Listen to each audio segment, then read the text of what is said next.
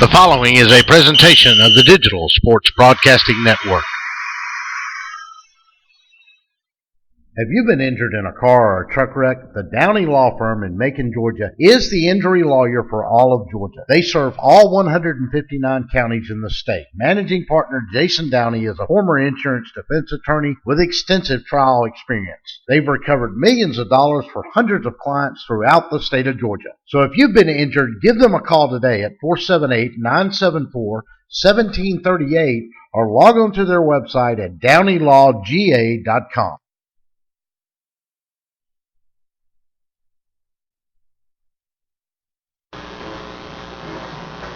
Tonight's DSBN presentation of the Macon Touchdown Club Middle Georgia Kickoff Classic is brought to you by You Park 'em, You Sell 'em, the car lot for you, the Downey Law Firm, Kudzu Catering and Seafood, the Macon Touchdown Club, BT Media Productions, and Middle Georgia State University.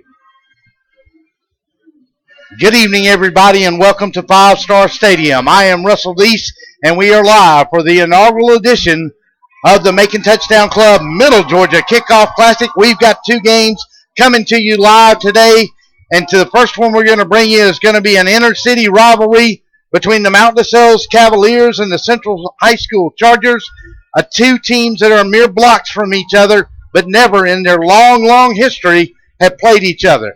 With that being said, I'm going to bring in my broadcast partner today. You know him well. He is the man for the Vikings Broadcast Network at FPD, Chandler Lee. Chandler, good evening, and glad to have you with us here tonight. Russell, it's a pleasure. What a great atmosphere here at Mercer at Anderson Field and Five Star Stadium. We can't wait to get this doubleheader started. Let's meet the starting lineups for Mount DeSales and their head coach, Keith Hatcher. The captains are Pinckney Gilchrist, Dylan Nixon, Will Pounds, Chase Rowland, and Adrian Hardwick. And here is the Mount DeSales defense. At defensive end, a junior, number 42, Reese Waters. Defensive tackle, a senior, number 40, Dylan Nixon. Defensive tackle, a sophomore, number 57, Justin Lucas. At defensive end, a sophomore, number 66, Parker Pierce. At linebacker, a freshman, number 14, Josiah Cotton. At linebacker, a senior, number 22, Kobe Spicer. Also at linebacker, a senior, number 43, Will Pounds. At safety, a senior, number 21, Chase Rowland. At safety, a junior, number 28, Luke Leatherwood. And at cornerback, a senior, 41, Dante Moore. And at other cornerback is the sophomore, number 3, Jaden Wilson. We'll get the offensive starters from Mount DeSales when they're on offense, but let's kick this baby off. Yep, Brian Murphy is going to tee it up for the Cavaliers as we get ready to get underway here live from Five Star. It is the Macon Touchdown Club Middle Georgia Kickoff Classic, and we are underway. And it is going to go deep for the Cavaliers, and they'll have a man that'll bring it up across the 30-31 for Central, and that is going to be number 7 on the return, and that was Jaron Harris. And so let's set the lineup, starting on the offensive side of the ball for Jesse Hicks Central Chargers. At left tackle will be number 71, a sophomore, Taylor Dean. Your left guard, a junior, number 69 for Quan Connor. Your center will be number 73, Edwin Murphy. Your right guard is Xavier Wesley. Your right tackle is Jacob Newberry. Your wide receivers are Kendarius Murray, Jaquana Singleton, and Dentarius Hogan. They'll go to the first one, and they'll line it up underneath, and they'll throw it underneath a little shuttle pass to number 1 on the play that time for the Chargers. And that went to Kenuri Williams, a junior. Nice tackle made by Reese Walters, the senior, 6'2", 175-pounder. Tell you what, this Mount DeSales defense is much improved from last year. Keith Hatcher's ball club really did a great job in their game against Pacelli, beating them. I believe the final score was 48-6 in their opener. Stephen Jones in a shotgun. He'll go to Antonio Sanders. He'll cross the 35, roll on into the 36, and the Cavaliers will push him back right there. And Chandler Lee really good pressure up front that time by the Cavaliers. I tell you what, I said, you and I were talking pregame that this Mount DeSales team could be a sleeper this year in Region 7 and in Class A. They're starting to get some momentum. They know the GHSA feel, and Coach Hatcher brings a lot of experience to this ball club. They'll go Murphy to the outside fly, and they're going to throw it out there in the flat, and they got a man, and that's Jaquanish Singleton, and they're going to eat him up along the 39-yard line.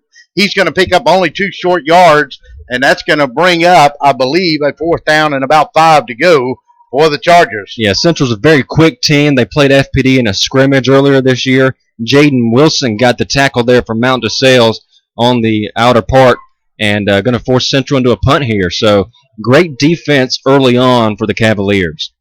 So the Cavaliers hold after they drove it out to about the 39, make it the 40-yard line.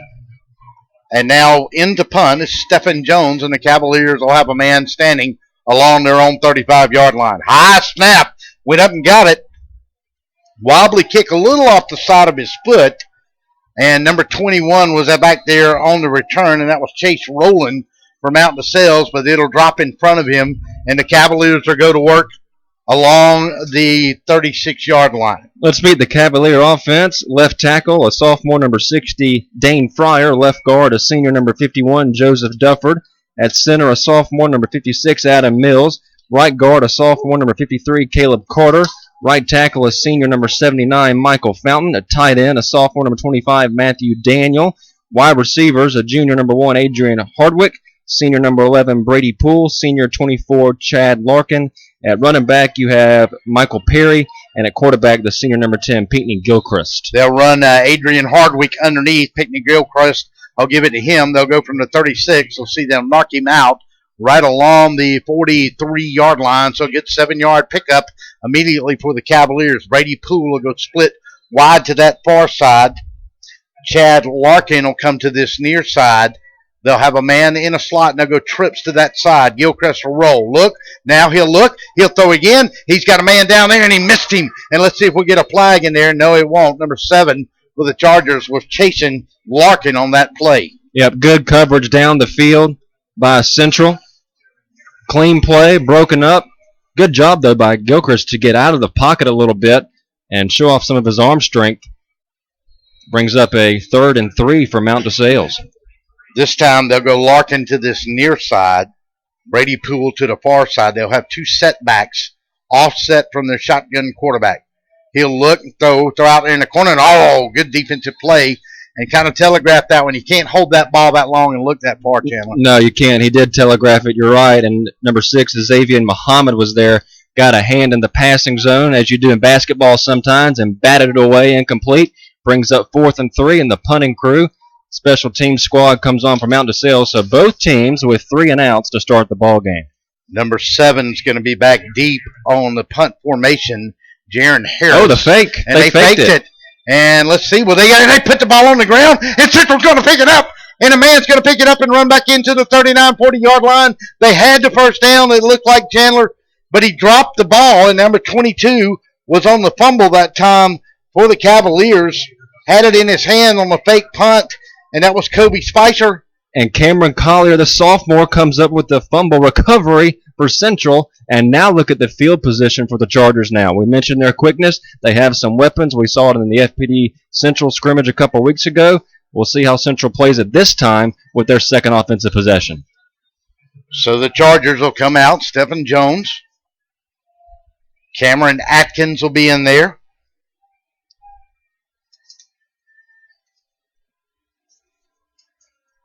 They'll split a man to this near side. Take and look. He's going deep. Got a man down there streaking, going up, and good defensive coverage downfield. He was trying to go, I believe that was Singleton he was trying to go after down there. Make that, I believe that was Singleton. It may have been number 1 that time, which would have been Kenuri Williams. Yeah, Jaden Wilson there with the pass coverage deep. Bodies flying everywhere, and he broke up the touchdown pass. That was Kenuri Williams as he was trying to get to him. Take, and he's going to leave it with the up back this time. And he's going to step inside, and Sanders is going to get across the 38, 39-yard line. Let's see, we've got a flag down on the play, however. Tell you what, Sanders is a strong running back, but you see the strength of that Mount DeSales side force him out of bounds. You know, Chandler, talking to Coach Keith Hatcher a little bit in the offseason and earlier this week, and that was one emphasis that he put in last year. He came in last year, looked at what his club was. He wanted them in the training room, and he wanted them to get stronger and more stamina and in better shape. And in their first two games, they seem to be. It looks like you see a little change in that from last year already. You see a change in demeanor and a change in attitude, and it's translated from the coaching staff to the players. Again, they won 48-6 against St. Anne Pacelli on August 19th, a blowout victory. So they have some weapons, both on offense and on defense, that can get the job done. All right, this time they'll go wide outs to either side, man in the slot to the left. Stephen Jones, after a 15-yard penalty, going long, got a man, going to catch it inside the 10, down to the 9. Number 1, Canary Williams, and yes, sir, it was one heck of a catch. Unbelievable. Jones showing off his arm strength, and an even better catch by Williams as he was guarded, fell down with it, and we're inside the red zone for the first time this ball game for either squad. Cameron Atkins will come to this far side, this near side, rather. On the other side will be a number 11 at the wideout position, Jaquavius Penniman. And he's going to give it to the big running back, Antonio Sanders, and he's going to step in the corner for a touchdown and the first point of the night for the Chargers, and it's a 6-0 lead on a 7-yard run. Well, credit the Central offensive line there for guiding him into the end zone. Got out to the left side, created some space for him, and an easy walk-in touchdown for Central to take a 6-0 lead with a point after pending. Stephen Jones, your quarterback, will be the kicker. I'll tell you, in the scrimmage with FPD and Central, they went for 2 a couple times, but seem to be settled here on the single extra point. High snap, and that's going to get blocked. And that's going to be it. All right, we'll take our first time out. You're listening to the Macon Touchdown Club Middle Georgia Kickoff Classic. It's the first of 2. The Chargers lead it 6-0 with 8:36 to go here in the first. We'll be back after these timeouts. The Downey Law Firm understands what happens when you've been injured in a car wreck. Attorney Jason Downey used to work for insurance companies, and he's helped injured victims obtain millions of dollars for their injuries. Whether you're in Macon, Valdosta, Atlanta, or anywhere in between, the Downey Law Firm handles cases throughout the entire state of Georgia. Give them a call today at 478-974-1738. The Downey Law Firm, making sure things are fair in the legal world.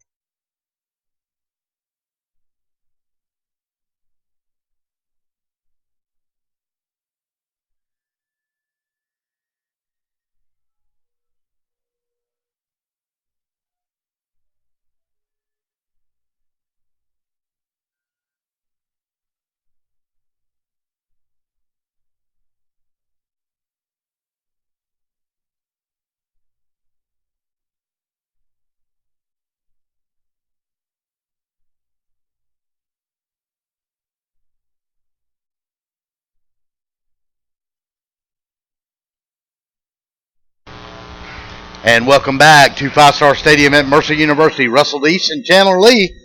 We are live for the Middle Georgia Macon Touchdown Club Middle Georgia Kickoff Classic. And the stands are filing in a little late, but it's going to fill up, Chandler, and this is going to be quite an atmosphere by the time we get out of here about 11 o'clock tonight. It is. A lot of fans that came early to tailgate. You mentioned they're still coming into the stadium. A lot of kids around. It's just a great atmosphere for high school football in Central Georgia, and many thanks to you at the Macon Touchdown Club and your staff for putting this together. This is just terrific. Cavaliers will take it along the 14-yard line. They got a man coming back this way, and that's Adrian Harwick. And the junior 5'7", 150 pounds. He'll go from the 14-yard line and get it all the way out to the 39, 25 yards on the return. Good field position for the Cavaliers. Had an opportunity a minute ago. They made them pay with a turnover, even though Central was able to overcome a big 15-yard penalty. Stephen Jones connects to a big pass inside the 10 to the 7. Next thing you know, one play later, the big running back, Antonio, goes in. Yeah, that fumble obviously costly for Mount DeSales because they pulled off the fake punt so beautifully. Let's see how they respond after that play. Gilchrist going to drop straight back. Going to throw a little screen out here in the corner. Got a man. 41, 42, 43. Pick up 4 tough yards. Believe that was number 32, Michael Perry, and it was on the reception. And Xavier Muhammad in on the stop for Central. Nice play there. Just kind of lobbed it up in the air. His receiver went up and grabbed it, brought it down for about a gain of 4 or 5 yards. Wide outs to both sides now, and you got a man in a slot back over here.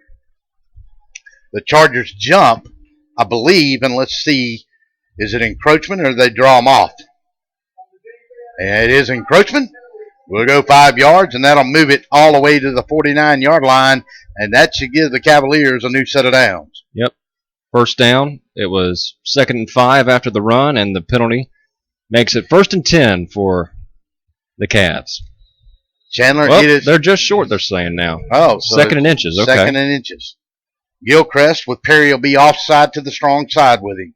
Take, fake, going to throw a fade to this corner. He's going to look here to Larkin, and it's going to fall incomplete, and they're going to get a flag on number 7 down there on the Chargers. No doubt it was pass interference on Jaron Harris up in his grill all the way down on the left side, on the near side of the field.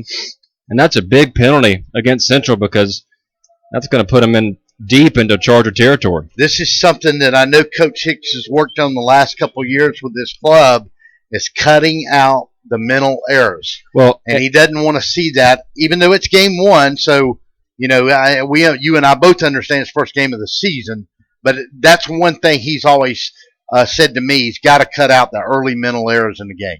Well, against the Vikings in the first scrimmage of the season, the Chargers had 9 penalties for 90 yards. Yeah, that just drives you crazy as a coach. That rolls it all the way into the Chargers' 36-yard line, and it'll be 1st down and 10 there. Adrian Hardwick will be in the backfield along with Michael Perry. Pickney Gilchrist will go with wides to either side, 2 backs in the set. Take, and he goes to Hardwick. Cuts in, 35, 32, turns it over, and let's see who got on it. Did Mountain Sales get that ball back? My goodness, they did. Big hit by number 77, Javius Johnson. His helmet came off. Yeah, and that's Hardwick got his own ball back. And he's down. And he is down. And let's just see, probably that was a big pop. I don't know who got in there and got him that time. You called it, and I was watching, see what happened to him on the ground. Always scary when a helmet comes off before the play is dead. All right, we're gonna check on our man, and we'll come back in just a minute. We'll take a 30-second timeout. You're listening to the Macon Touchdown Club Middle Georgia Kickoff Classic right here on DSBNSports.com. We'll be back after this timeout. When I came here, I didn't know what I would find. I worked hard. I applied myself. And I realized anything is possible. I found greatness here. What will you find? I found greatness here. What will you find? Find your greatness. Hey folks, Russell from Gridiron Game of the Week. When you get ready to buy a new car or a newer automobile, there's always the dilemma of what to do with your current car. Well, that's where You Park 'Em You Sell 'Em at 3306 Vineville Avenue comes in. You Park 'Em You Sell 'Em is the original automobile dealership with the owner in mind. For 18 years, You Park 'Em You Sell 'Em has been the only alternative to giving your car to a local dealer on a trade-in or trying to market your car yourself. So when you get ready to sell your old car, give them a call today at 254-6310. That's You Park 'Em You Sell 'Em, 3306 Vineville Avenue. And welcome back to Five Star Stadium here on the campus of Mercer University. It's the Macon Touchdown Club Middle Georgia Kickoff Classic. Our first game here is Mountain Sales and Central, and the Chargers have drawn first blood on a 7-yard touchdown run by Antonio Sanders.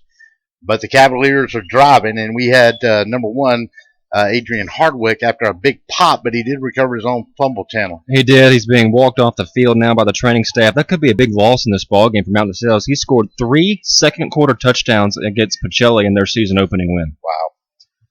Michael Perry, the lone setback. Look, throw in the corner, got a man. He dropped it right out there, number 20, and he had him, and that was Zach Taylor, and put it on the ground. You got to make that catch. You're right. That's one of the things you mentioned earlier that drives coaches crazy, the simple plays that should be made. that would have gained maybe 4 or 5, maybe 6 or 7 yards. If the catch wasn't made, brings up third down. Perry will be the lone setback. They're going to shotgun. They'll go to Big Perry, and they're going to drag him and throw him down for a loss. And let's see. The flag that came out before the play. It's going to be motion more than likely. Yep. False start. That'll back them up 5 on a 3rd down and 4 play. Now we go to 3rd down and 9. Ball moved back to the 35. Got to get to the 26 to pick up a new set of downs. Another thing that drives you crazy. Missed open passes and penalties. Larkin to this side, splits to the other side. Taylor in the backfield. Going to throw it over the middle to number 25. And he was going that time to Matthew Daniel, the tight end. And it was incomplete, and he got popped right away, and it's going to bring up a 4th down. And what do the Cavaliers do here, Chandler? Popped by Kanuri Williams, who we've already heard from in this ball game. He hit him up in mid-flight. Yeah, I think if you're Mountain DeSales, you probably just go for it here. You're fairly deep. Why not roll the dice? At worst, maybe do a little pooch kick. They go Brady Poole and Larkin to that far side single setback. Michael Perry in a shotgun. Zach Taylor in the H-back, and they're going to pooch it. And they'll try to get some position out of here. Returned by the Chargers. They got a man back there, and he's going to break away, and he's going to break another tackle, and he gets a block. He could go, and he's going to get on the corner, and that's as far as he can go out to the 32-33. Really good run back. That time we'll check the number on him, Chandler, if you were. Yeah, it was Williams. Again, he made something out of nothing. I mean, he was pinned right around the 4-yard line when he caught the ball. Made a few stutter steps, went out to the far side, got a few tackles, and now Central's in business with some decent field position at the 33-yard line. So the Chargers stop another drive by the Cavaliers, opportunity-wise. It's taken a little while, but now the crowd's starting to really flow in here. And I don't blame them if some of them are out watching our broadcast in the car in the air conditioning. A little steamy outside. I think the forecast today is 95. Temperature, heat index, over 100. Stephen Jones going to throw it out here, and he's going to get Dentarius Hogan, I believe, on the reception. And let's check and see who that was. That was number 11, I believe. And it was number 11 on the reception, and that was Jaquavius Penniman. And a great tackle by Dante Moore, who forced another helmet to come off. Need to fasten those things a little tighter.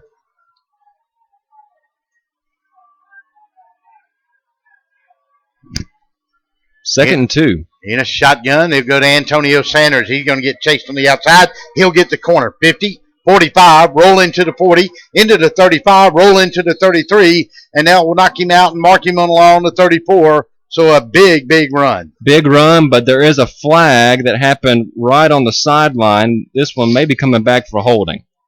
And let's see, check that flag. And if it was, it would have come in late, wouldn't it? Oh, it's way back here on the 40. And that's going to cost him, I'm afraid. Our officiating crew here in Game 1, our referee is Terry Hamsley. Our umpire is John Reagan. Line judge, Tyrone Spivey. Linesman, Darren Safo. Side judge, George Dixon. Field judge, Bobby Colson. And running the clock is James Davis. Well, I tell you what, something got to Coach Hatcher because he went out to the hash on the 40. And he was doing his Steve Spurrier with that visor. He was lit up at somebody, and I have no idea who it was. Well, he's an intense coach. He is the cousin of Chris Hatcher, of course, who coaches at Samford. Correct. And Chris Hatcher also had a stop at Murray State and was the head coach at Valdosta State, brought them an NCAA Division II national championship in the early 2000s back in 04. So, and the Harlan Hill Award winner himself there on Hal Mummy's staff. Yep. Up in Kentucky. Hal was at Valdosta and brought Chris on after he graduated. Then a stint at Georgia Southern. Little trivia here. While he was at Valdosta State, he gave Will Muschamp and Kirby Smart their first coaching jobs. Very nice. And look where they are now. Yep. Go to Sanders again. Step across the 35 out to the 33 as the penalty pushed them all the way back to the 30. So now they're going to face a 3rd down and 13. We'll call it 12 and a half. We'll give them the benefit of the doubt here. Yeah, maybe look for a passing play here from Central. Penniman and Singleton. They'll go trips to this side along with Gentarius Hogan. He'll roll and look, and he's got a man on the 45 and step him out, and they may get a flag. Be careful there. And that was Singleton on the reception, and that's enough for a first down. Yeah, great conversion on 3rd and long. It was about 3rd and 9 to go after the spot, and a great catch by Central's Singleton. Kind of had to come back and get it and was forced out of bounds, and you're right, lucky on Mountain DeSales not to get a late hit. Stephen Jones takes, looks, throws out in the flat, and got a man Singleton out there. Make that Hogan, who dropped it, and that might be behind the line. And let's see. Nope.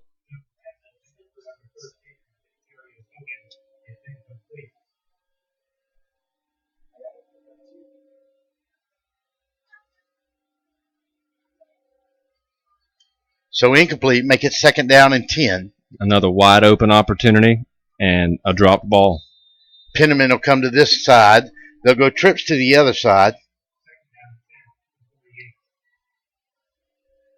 Take and drop straight back. Look, go over the middle, and it's intercepted on the 35, 40. Bring it back this way. Got room to run. 45, they'll knock him out along the 30, 41-yard line, and the Cavaliers will have a big turnover of the night, and the quarterback had to make the tackle. Unbelievable. Penniman, the intended receiver, it hit off of him, and a Cavalier came, was there at the right time, and caught it in mid-flight and returned it. Yep, he had the inside crease, the receiver did, but the guy from the Cavaliers reached around and got the ball to pop up, and he had the cover 2 man coming in late, and it popped right into his hands, so the Cavaliers an opportunity to knock on the door here. I think it was Dante Moore with the interception. Unbelievable play. Great coverage as well.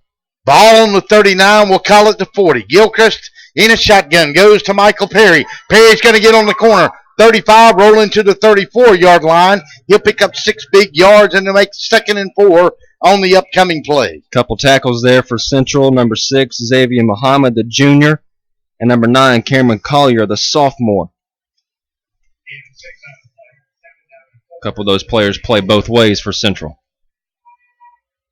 They go 2 men down this side, and now they'll pull the guard, and they try to run Perry. I'm telling you, with Hardwick out, that is a hard play to make happen because Perry's just not a east-west runner. You got to get him north and south. Yeah, Hardwick is your speed guy. Right. He's going to get you up and down the field. He had 151 yards rushing against Pacelli, and that's really hurting Mountain DeSales on the field right now. Got somebody to jump. Coleman Roberts is going to be wide out to this side for the Cavaliers.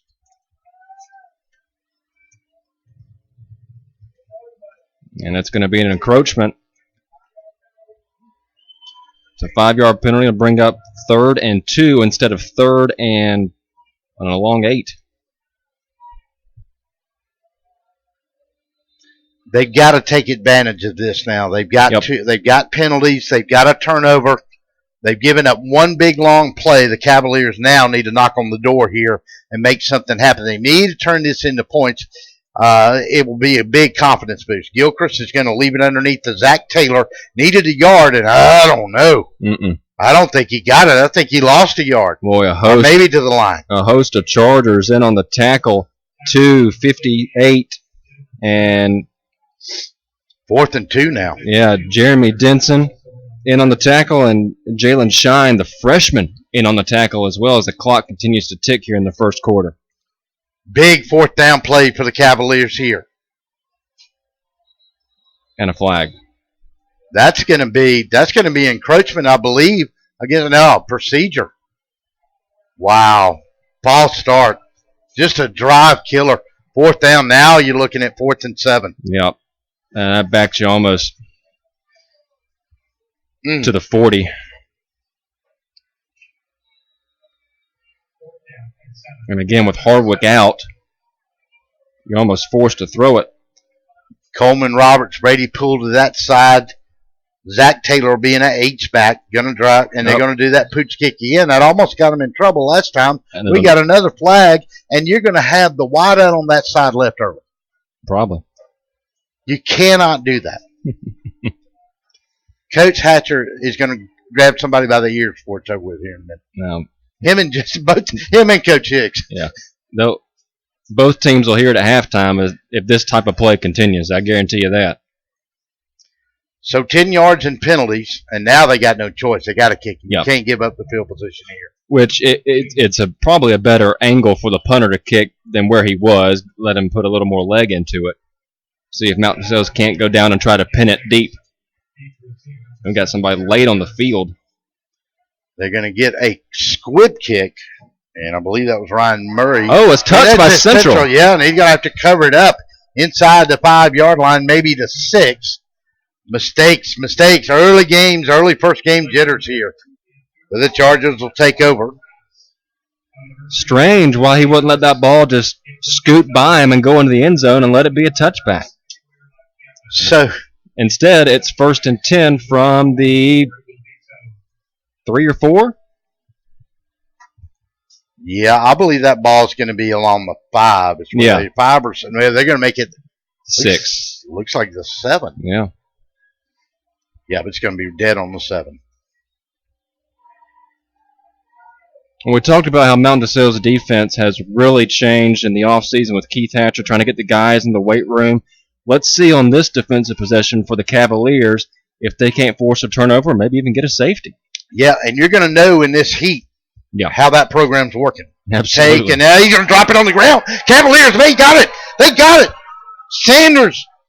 Stephen Jones was going to Sanders, and the running back dropped it. Just a bad handle by the quarterback. And Reese Waters, the 6'2", 275-pound senior defensive lineman, comes up with the fumble recovery, and the Cavaliers, in the snap of a finger, in business. Back in business. You know, this may be a game of attrition on mistakes. Yeah. You know? And it may not be turnovers. It could be penalties. Yeah. You know, both of these teams are starting to – the flags are starting to come early in the first – I mean, we're still in the first quarter here.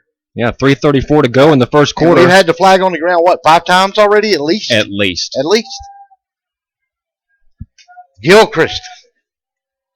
Zach Taylor in the backfield with him. Takes, going to give, going to fake it. No, it's going to be a direct snap to number 32, Michael Perry, and he's going to lose yardage from the 4 is where they spotted it, and he's going to end up on the 5, so a loss of 1. Yeah, Darian Bland in on the tackle for Central, and that's where you're missing Hardwick, that speed to kind of boost you through there. Sure, absolutely, and they're going to stay in this position.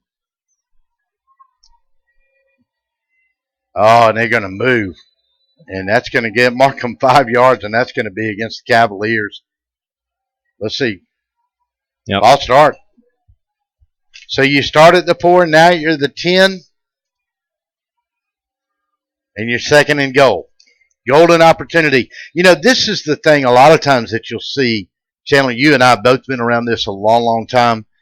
At the single A level, a lot of times one key injury changes the whole complexion of your entire team on offense or defense. No question, because of the school enrollment and the depth of your team. That's right. You don't have depth on your team, and one of your star players goes out, you're obviously down for the count. Gilchrist going to throw a fade in the corner, and that's not going to go anywhere, but they're going to get a flag.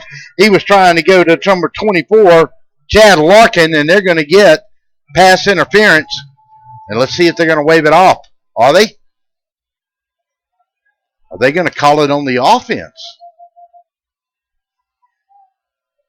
Well, it's either going to be on the offense or number 7, Jaron Harris for Central. Let's see what the officials are discussing. Again, our referee is Terry Hamsley. Let's see what he says here. This is going to be an interesting call. Holding. Defensive holding. That's an automatic first down. Yep. And that's half the distance to the goal line to the 5. So now they've got another chance. I mean, they're a yard back from where they started after the fumble recovery, Chandler. They can't be making mistakes. And I'll be honest with you, I don't really understand the Michael Perry, the first 2 plays in a Wildcat formation, trying to go left to right. If nothing else, you got to go up the middle with him unless you're watching this line, are they getting too much pressure up the middle? Gilchrist in a shotgun. He'll move Perry from right to left now over to the weak side. Take and look. They'll throw again. Oh, and you're going to turn around. Chad Larkin couldn't get around. If he turns around, that's a touchdown. Absolutely, it's a touchdown. It makes it a 6-6 game.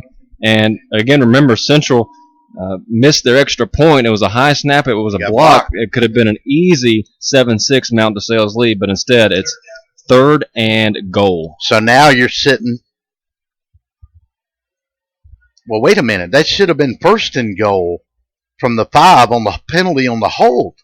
Take and throw a fade again. He's got a man back there, and that's a touchdown.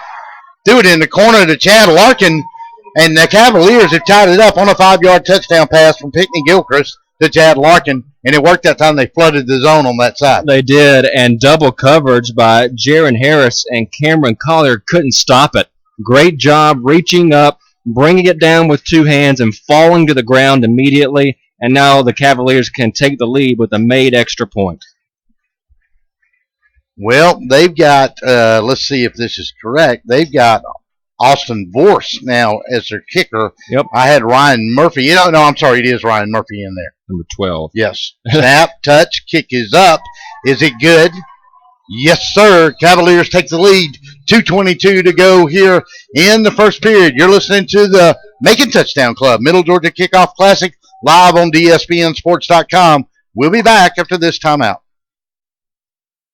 The Macon Touchdown Club begins its 71st season on September the 6th at the Methodist Children's Home on Pierce Avenue. Join us again this year as we celebrate football, fun, and fellowship. Among our featured speakers this year will be former Georgia head coach Ray Goff, former Virginia Tech legend Frank Beamer, University of Georgia legend Lauren Smith, and former head coach of the Auburn Tigers Pat Dye, along with many others. Each Monday night, starting at 6:30, that's the Macon Touchdown Club. Visit us online at MaconTouchdownClub.com.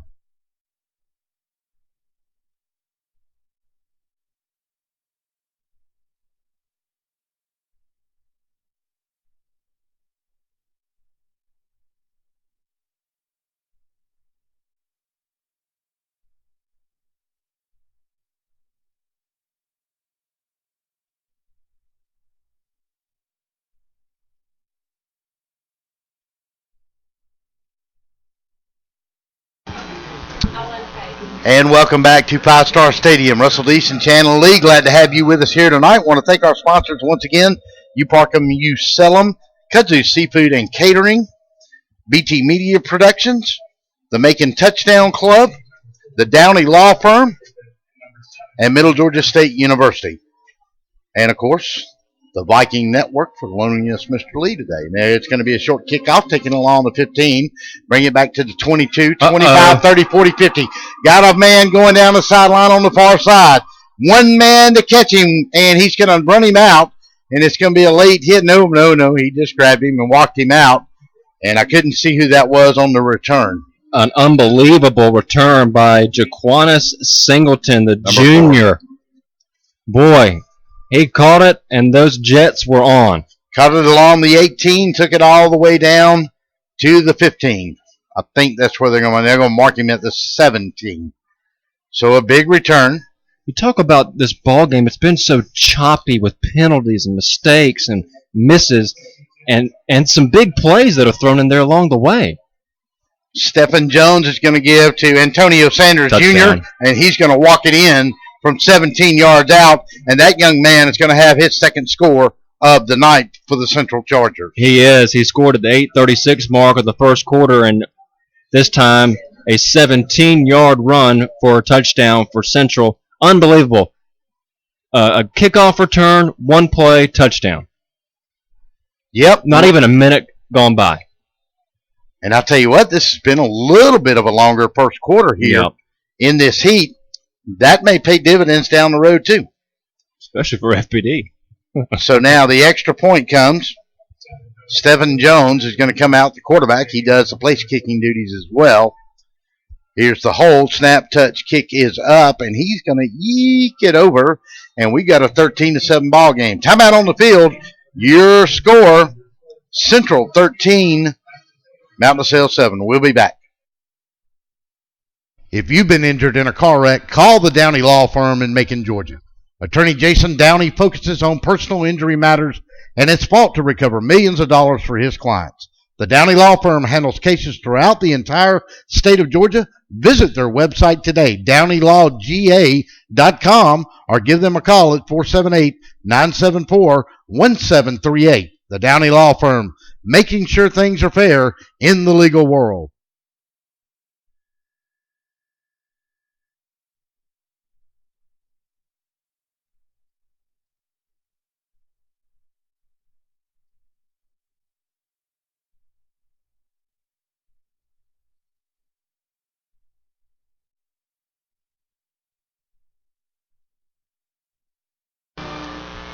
And welcome back to Five Star Stadium. Russell Deese and Chandler Lee, and the Chargers have scored again.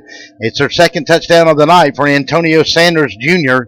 after a big play that took it down to the 17-yard line, and his second score of the night. Well, Sanders is talented. There's no question about it. He had 13 carries for 49 yards in central scrimmage against FPD 2 weeks ago, and he looks like he's going to be a main target this year for Jesse Hicks and his ball club. Stephen Jones will kick it off. Man will take it in and along the 10. Bring it across the 25, get to the 28, roll up to the 30, and that was number 20, Zach Taylor, on the return for the Cavaliers. I tell you what, even though we've seen such a strange first quarter, Russell, both teams have found a way to respond. You had the first touchdown by Central at the 8:36 mark. Mount DeSales, couple stops, an interception. They score. Right. Central comes right back down to score. We got a flag on the field, by the way. You got holding right there at the point of the return where the tackle was made. Don't want a holding call. That's late. Yeah, that was very late. I mean, that's right where he was tackled. We're in the middle of our conversation. Yeah, right. But it's interesting because both teams, they're nervous. All right, playing in a arena like this, blocking the back, the call on the receiving team. That's first down, Mount DeSales. Both teams are nervous, playing in front of a big crowd. The crowd's going to get bigger as we approach the second game. Right. But right now, pregame jitters aside, I think both teams, despite the ugliness, if you want to call it that, of their play, each team has responded. Go to Zach Taylor, and Taylor's got a little bit of a seam as they start first and 10 from the 20, and he'll get up to the 20. Let's see, they'll mark him, I believe, along the 26, maybe the 27-yard line. A good little pickup. We're going to give him 7 yards on the play. Nose end of that ball will go to the 27, and that's going to bring up a second down and about 4. He's got to get to the 30. So now they've moved Zach Taylor back there. Going to throw out in the flat to Larkin again. Larkin caught the touchdown a minute ago. He'll fly across the 30, get to the 32, and a new set of downs for the Cavaliers. Yeah, nice job by Larkin to keep the play alive. He could have easily fell to one knee, but he dove forward with the football. Mountain DeSales with a little hurry-up offense here. Pickney Grillcrest. Now he'll have Michael Perry back in the ball game with him. They'll put a man in a slot out here, and he's going to go a little give and go, and oh, man, he almost caught it. I think he would have been out of bounds either way. He looked like he stepped out. He had number 7 over there for the Chargers right on him. Yeah, pass was intended for Zach Taylor, and for Central, that was Jaron Harris with the coverage. He's had a good night. Yeah, he has. The pass was just a little bit behind and probably was a hair out of bounds. Brady Poole will go far to that side. Taylor will be in the slot to that side. Perry in the backfield. Gilchrist will stay in the shotgun. Going to take and drop straight back. Going to throw it underneath, and that's just a bad throw. Yep. But he was under duress as he had a man coming hard from off the tackle spot on this side. Well, in this series, you can see Mount DeSales is going for Chad Larkin, who that pass was intended for. So, third down and 10 now from the 32-yard line. Cavaliers trying to keep drive alive. Brady Poole and Taylor go split to that far side. Drop straight back. He's going to look, throw in the flat, and it's going to hit his man. Number 4 out here was who he was trying to go to, and I don't know about that one right there. I don't know. That was Coleman Roberts he went to, number 4, and they're going to call a penalty on him. I thought that was pretty good defensive coverage right there. I did too. It was Jaquana Singleton on the coverage, and he was upset about the flag call. I don't blame him. It seems like right when the ball was in the receiver's hands, he hit him and knocked it out. Thought it was pretty good defense. They're going to get the call on pass interference, mark it off 15 yards, and that's going to move the ball up to the 47, and that's going to give the Cavaliers new room and new downs to work with. Maybe a little grab on the turnaround coming back to Maybe. catch the ball. That backside hand we couldn't see over there. Gilchrist in a shotgun. Now they'll come and they're going to throw a little screen out here, and the big man's got it, 50, and they'll knock him out along the 48, maybe the 49. No, they'll get in the 47-yard line. Michael Perry with some ups. Yeah. Grabbing it. Big man rumbling and mumbling and stumbling, wasn't he? Right. Taylor will go to a slot in that far side, Larkin to this side. Single setback will be Perry. Look, Gilchrist throws in the flat on a little slip screen underneath, and he's going to drop the ball on the ground, and that's going to be the Chargers' ball, I believe. Or did the Cavaliers get it back? Let's see if they wave it down as well. They're going to mark him down. Yeah. That's what they're going to do. And that's the correct call. Yeah, I believe this. I believe when he cut back inside, that left knee went down, and then the ball popped out. Of course, you never know after that interference call. Might be a little makeup time. And you wonder, too, playing here at Mercer, what effect the AstroTurf has in the early going after practicing all summer long on grass. Well, and not to mention the heat in this, in where we're at in Georgia, that 3:30 to 8 o'clock is the hottest part of the day a lot of times. In a shotgun. They're going to let a man come, and they're going to throw way down here, and that one's going to be good coverage down there by the Chargers, and he was trying to go to Chad Larkin. Yep.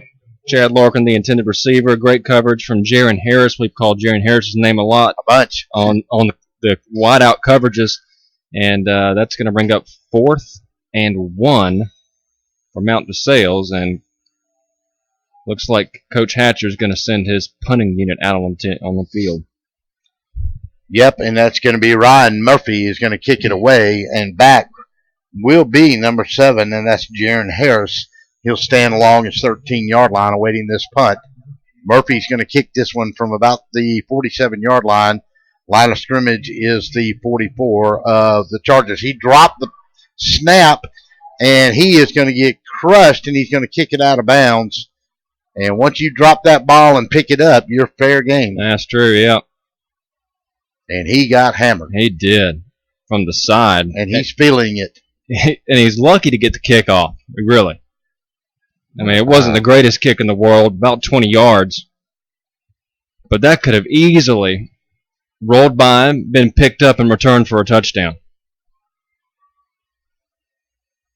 Well, more than 20 yards on the punt. Let's see where they're going to mark it out. 38? Or is 38-yard lines where they're going to say it went out. So Chargers going to have really good field position here. 18 seconds on the clock, too.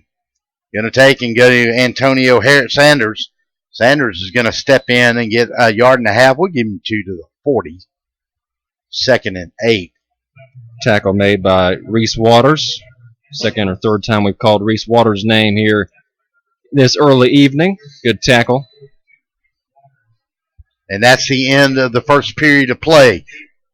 End of the first quarter, 13-7. The Chargers of Central lead it over the Cavaliers of Mount DeSales. You're listening to the Macon Touchdown Club Middle Georgia Kickoff Classic live from 5-Star Stadium at Mercer University. We'll be back after these messages. When I came here, I didn't know what I would find. I worked hard. I applied myself. And I realized anything is possible. I found greatness here. What will you find? I found greatness here. What will you find? Find your greatness.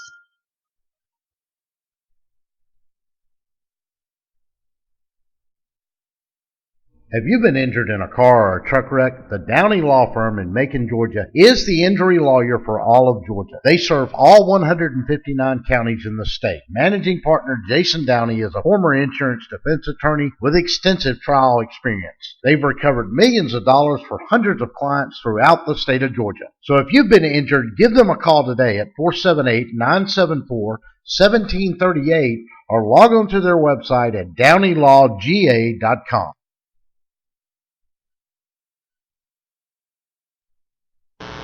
And welcome back for the second period of play here at 5-Star Stadium. It is the Macon Touchdown Club Middle Georgia Kickoff Classic, Game 1. The Central Chargers against the Mount DeSales Cavaliers. Russell Deason, Chandler Lee along with you here, and it's a 13-7 lead for the Chargers when they got the ball, facing 2nd and 7 along their own 41. Sloppy first quarter by both squads. Let's see if they can tighten it up. Go to Antonio Sanders, and he's going to bust inside from the 41 and go to the 46-yard line. And that's about a 7-yard pickup. He's going to be about a yard short, I believe, on the carry. And check that. That was number 22, Cameron Atkins, on the carry, as he is now your tailback. And they'll have Antonio Sanders as an upback in the H position. Go to Cameron. Atkins will have his first down and lean across the 50-yard line or right into it. First down. 2 straight plays for Central to start the second quarter. 2 running plays straight up the gut. Yep. Looks like they're trying to lean on him a little bit now. Yep.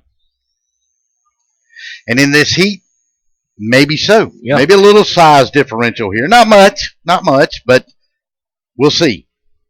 They'll go to, this time, Antonio Sanders, and the big man is going to push from the 50-yard line, and he's going to pick up 6 into the Cavaliers' 44.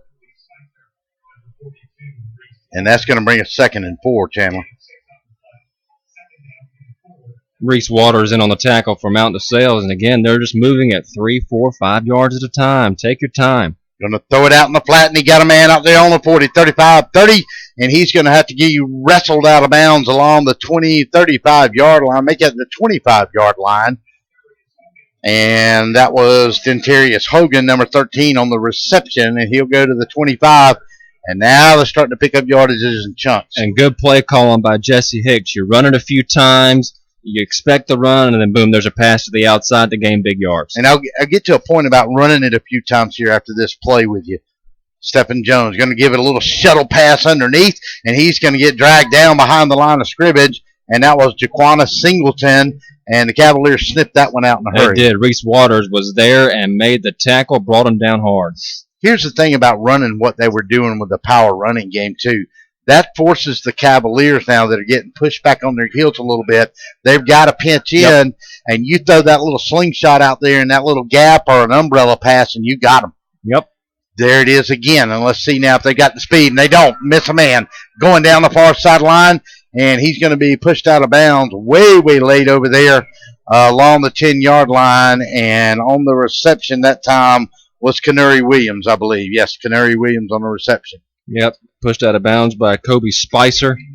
And, again, we mentioned at the beginning of our broadcast the speed of Central in the backfield and on the sides, and showing it there with the catch and the run. And they'll kick it back inside with Cameron Atkins, and the big man, he's going to make them pay. He's going to go from the 10 inside the 5, roll on to the 3. And now you got to be looking at that Cavaliers defense, maybe getting a little gassed here in the heat on this artificial turf out here. Well, and it is different to your body on that artificial turf than it is on grass. Yeah, it's got those rubber pellets in there to try to make it softer, but it's still harder when you hit the ground, and we got a timeout, I believe. Yep, we do. We have a timeout. We'll take it with them. 30 seconds. Chargers knocking on the door. 13-7, 9:37 to go here in the second. We'll be back. The Macon Touchdown Club begins its 71st season on September the 6th at the Methodist Children's Home on Pierce Avenue. Join us again this year as we celebrate football, fun, and fellowship. Among our featured speakers this year will be former Georgia head coach Ray Goff, former Virginia Tech legend Frank Beamer, University of Georgia legend Lauren Smith, and former head coach of the Auburn Tigers Pat Dye, along with many others. Each Monday night starting at 6:30, that's the Macon Touchdown Club. Visit us online at MaconTouchdownClub.com.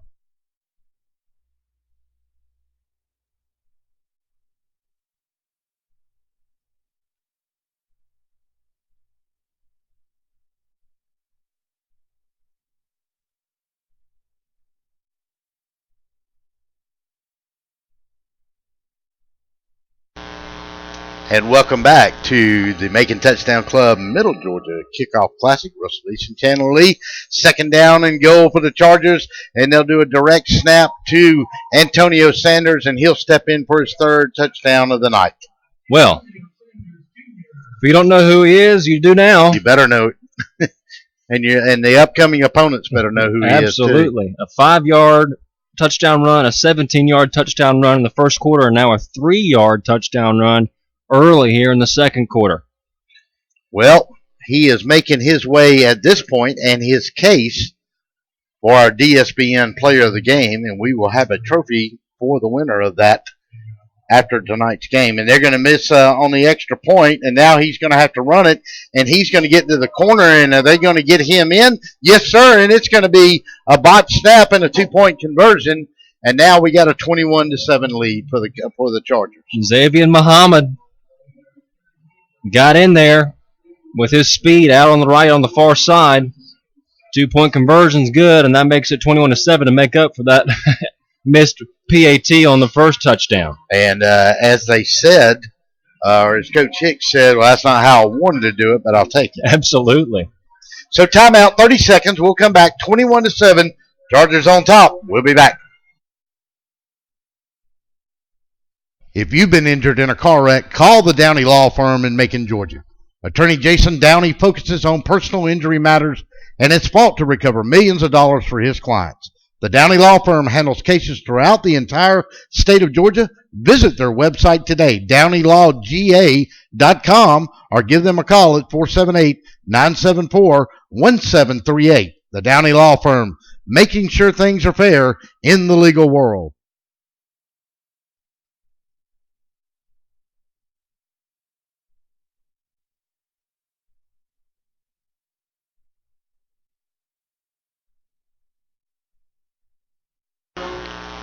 Welcome back to Five Star Stadium. Russell Deese, Chandler Lee, part of the Viking Network, joining us here tonight for this kickoff classic as we got 2 games to go. It's the Chargers and the DeSales Cavaliers. Later on, it's the Vikings of FPD and the Howard Huskies, and it's going to be a lot of fun. Right now, it's the Antonio Sanders Jr. show at 9:32 to go in the second, and the Chargers are on top, 21-7. Absolutely. He's had a fantastic first half, and Jesse Hicks obviously taking note, and we got a flag, and it's probably going to be a legal procedure on the kickoff. Yep, kicking team. Well, Chandler, your impressions so far of what you've seen out of Jesse Hicks' squad here tonight? Well, first of all, I think they're fast. I think they're faster than people give them credit for.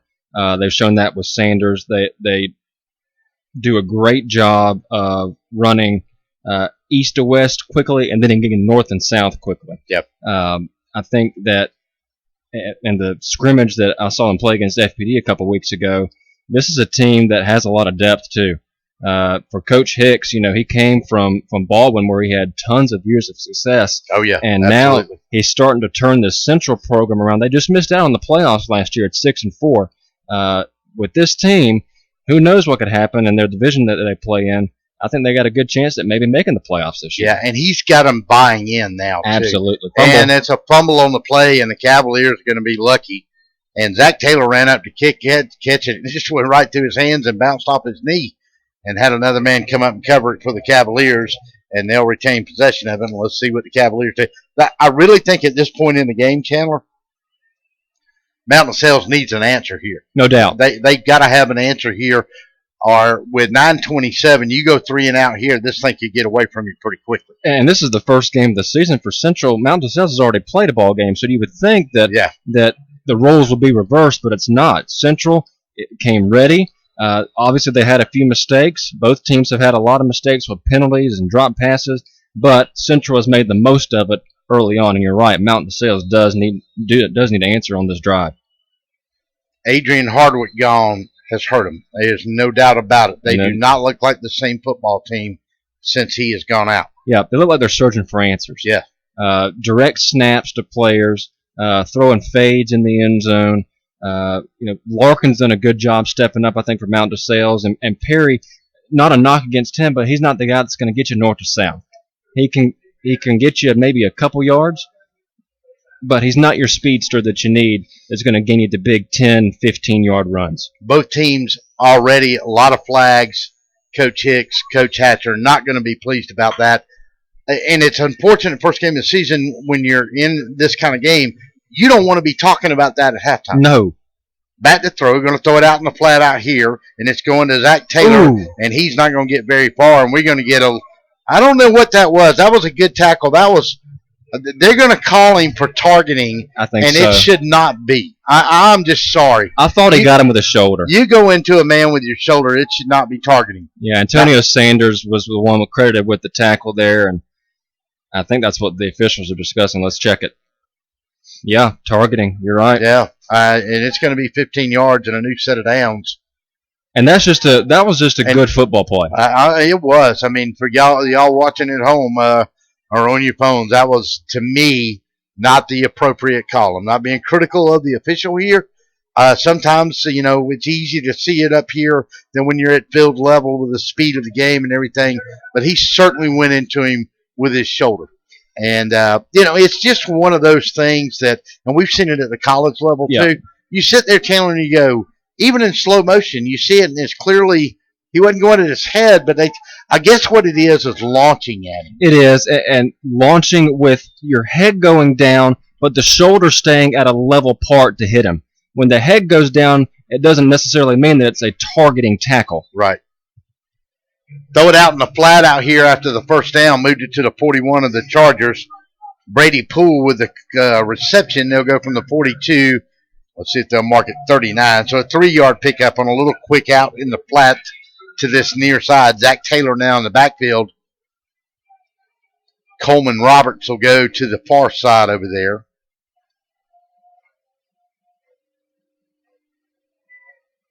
Give Central some credit for their nice uniforms. They do look good today, don't they? Do. I'm glad they went back to the orange helmets. Absolutely. Taken, going to look and going to throw it underneath. He got a man, 35, 30-yard line, and he completed it to number 4 that time, and that was Coleman Roberts on a little slant on the inside, and it was pretty. Yep, that'll give you some momentum going down the field. Tackle made by number 9, Cameron Collier. If Collier's not there, that slant's in the end zone for a touchdown. Take, and they go to Zach Taylor. Now Zach will get some running room. He'll fall into the 21-yard line from the 26. That'll give him 5 yards, and it'll bring up a 2nd and 5, and DeSale's trying to answer. It's amazing what a penalty will do, and a big slant pass will do, and a big run play will do like we just saw. We got a Mount DeSale's player down 8-11, 21-7 Central here in the second quarter. And I'm not for sure that's not Zach Taylor. I think it is. We're going to check when we come back. Timeout on the field. Your score, 21-7. Chargers lead it. We'll be back. When I came here, I didn't know what I would find. I worked hard. I applied myself. And I realized anything is possible. I found greatness here. What will you find? I found greatness here. What will you find? Find your greatness.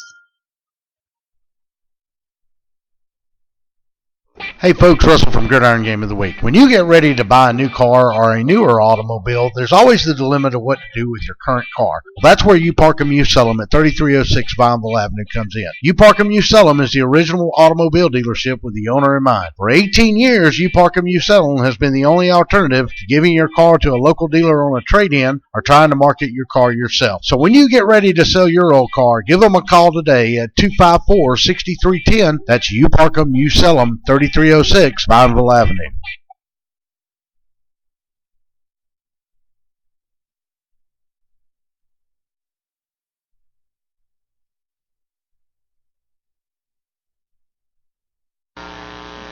And welcome back to Mercer's 5-Star Stadium.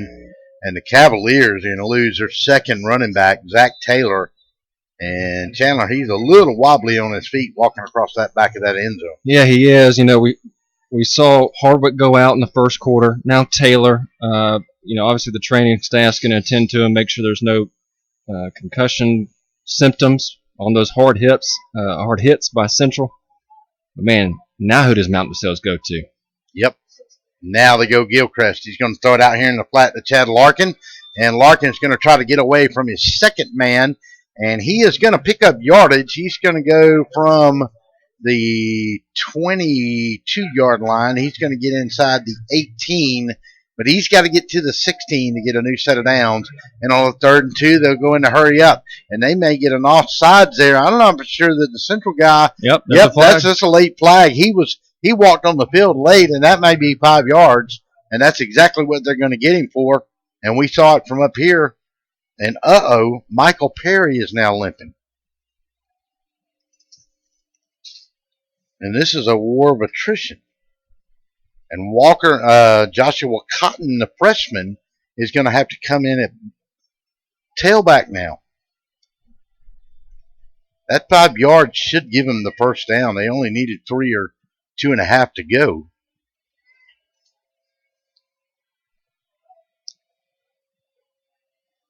Chandler, you may have to go out there and put on the pads and start at running back here for a long. I'd do it for one play, get snapped in half. Yeah. I'm a $150 soaking wet, Russell. And 6'7" at that. Honey, come get me. Yeah, please. We're going to the house. Yeah. Well, number 32 is going to come over here, and he's going to try to walk it off. And, boy, if you're Mountain Sales and the way the injuries are piling up, you better put it in the end zone here. You do, and you got to lean on Perry, and you got to lean on Larkin. I mean, that's kind of who you got left. Yeah. And now the young freshman, Joshua Cotton, looks, going to throw a fade in the corner into double coverage, triple coverage. Intercepted. And it was a bad idea. And it's going to be intercepted by none other than number 7 back there, a man whose name we've called a lot tonight. Threw it into triple coverage. Jaron Harris, the interception, brought it down in the end zone. And just like that, when Mountain Sales had some momentum going, a player gets injured, they throw an interception, and just like that, Central gets the ball back with 7:12 to go in the first half, up 21-7. And again, with Central's speed, they can put points on the board in a drive in a minute and a half. Yeah, it's not just their speed. They got all their starters in there. Yes. You've got an empty backfield at Mountain Sales now. Yeah. You got a young freshman that probably wasn't expected to come off the bench this year. Yeah, and we saw last drive Coach Hicks mix up the play calls a little bit, some running plays, then some passes out on the sides, and there's another running play right up the gut. Yeah, Cameron Atkins, you're fixing to get a big dose of Antonio Sanders Jr. and Cameron Atkins. Because Coach Hicks knows right now is a chance to really put this ball game out of reach. Yeah, one more. If he gets a drop here, Cavaliers in trouble. They're going to Cameron Atkins again. Nice and footwork. now, and oh, Lord, there he goes. One man to beat. He's on his horse. See ya. 15, 10, 5. Mark it down. 71 yards for Cameron Atkins. Boy, no flags. He made one man juke, hopped over a guy with some great footwork, and after that, it was open field for Atkins. The ball was on the 29, 71 yards. Made it look easy. And now that was a good run. I mean, you got a good cut in the middle of a field from a guy that's a pretty good-sized player, yep. And he put the Jets on and he was gone. And now the Cavaliers, they got their backs to the wall in this one. Stephen Jones with the extra point. That's good. Kick is up, and the kick is good. 6:33 to go in the half. Chargers lead it 28-7. You're listening to the ESPN Sports presentation of the Middle Macon Touchdown Club, Middle Georgia Touchdown Club Kickoff Classic. We'll be back. If you've been injured in a car wreck, call the Downey Law Firm in Macon, Georgia. Attorney Jason Downey focuses on personal injury matters and has fought to recover millions of dollars for his clients. The Downey Law Firm handles cases throughout the entire state of Georgia. Visit their website today, DowneyLawGA.com, or give them a call at 478-974-1738. The Downey Law Firm, making sure things are fair in the legal world.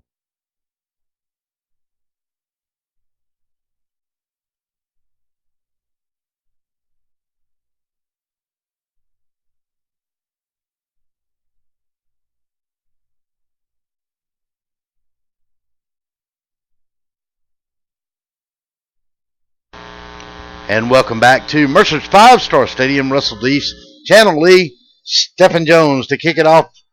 And it'll be a short kick, and the up back will have it. And he's going to come to the 28. Ooh. And he's going to go down right there. And that on the return with Michael Perry for the Cavaliers. And the Chargers shut him down on the short kick. right along the, what are they going to mark him in here? I believe the 32-yard line, and that's where the Cavaliers will set up shop with 6:27 to go here in this first half of play. Yeah, Cameron Collier, the sophomore, running back and safety for Central in on the tackle.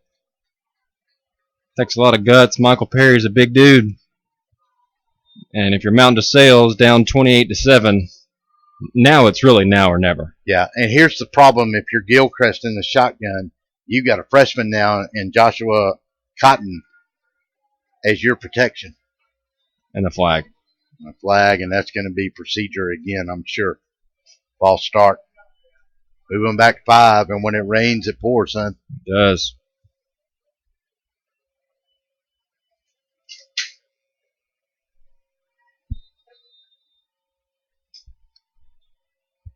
So first down and 15, rather. Gilchrist in the shotgun goes Joshua Cotton, the young freshman running back. He'll step in, he'll get 1 yard, and that's about it. Yeah, wrapped up by Jeremy Denson and Jalen Shine. You can just kind of feel like the wind's gone out of the sails here for the Cavaliers, and they got to find a spark.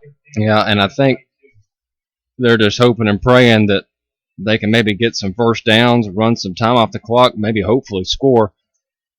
But you can kind of tell they just want to get it to halftime and reset things. Gilchrist in the shotgun again, and he's going to just hand it off to the freshman, and Cotton's going to cut back in to the 35, roll up to the 36-yard line, pick up a 4 on the play, but that's going to bring up a 3rd down and 11. Nice cutback by Cotton and a good tackle by Jarvis Johnson.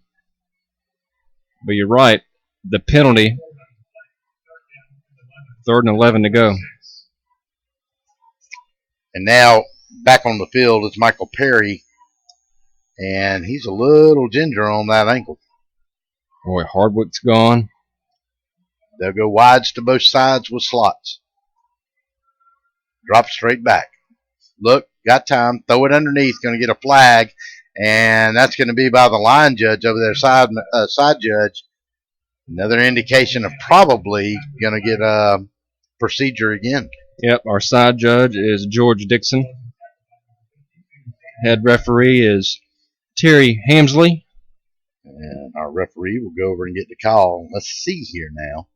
Officials assigned by the Middle Georgia Officials Association, as they should be with the Middle Georgia Kickoff Classic. That's right. Tremendous effort to put this together here. We'll get the call. The board of the Macon Touchdown Club, in particular, Johnny Crawford, who helped put this together and spearheaded this thing, along with the help of former executive director, now on the board with us as well too, King Kemper, and now the board of executive director of the club, Lloyd Perkins. It's an ineligible receiver downfield is the call. It's a double flag. Yeah, and it's a personal foul against Central, so that's going to offset it unless we had a dead ball foul. Now, let's see. I don't know.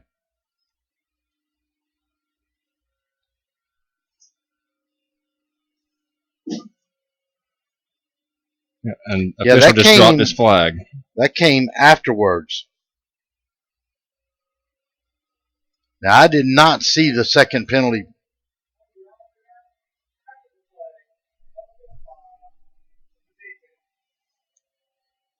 So move it back 5 and then 10.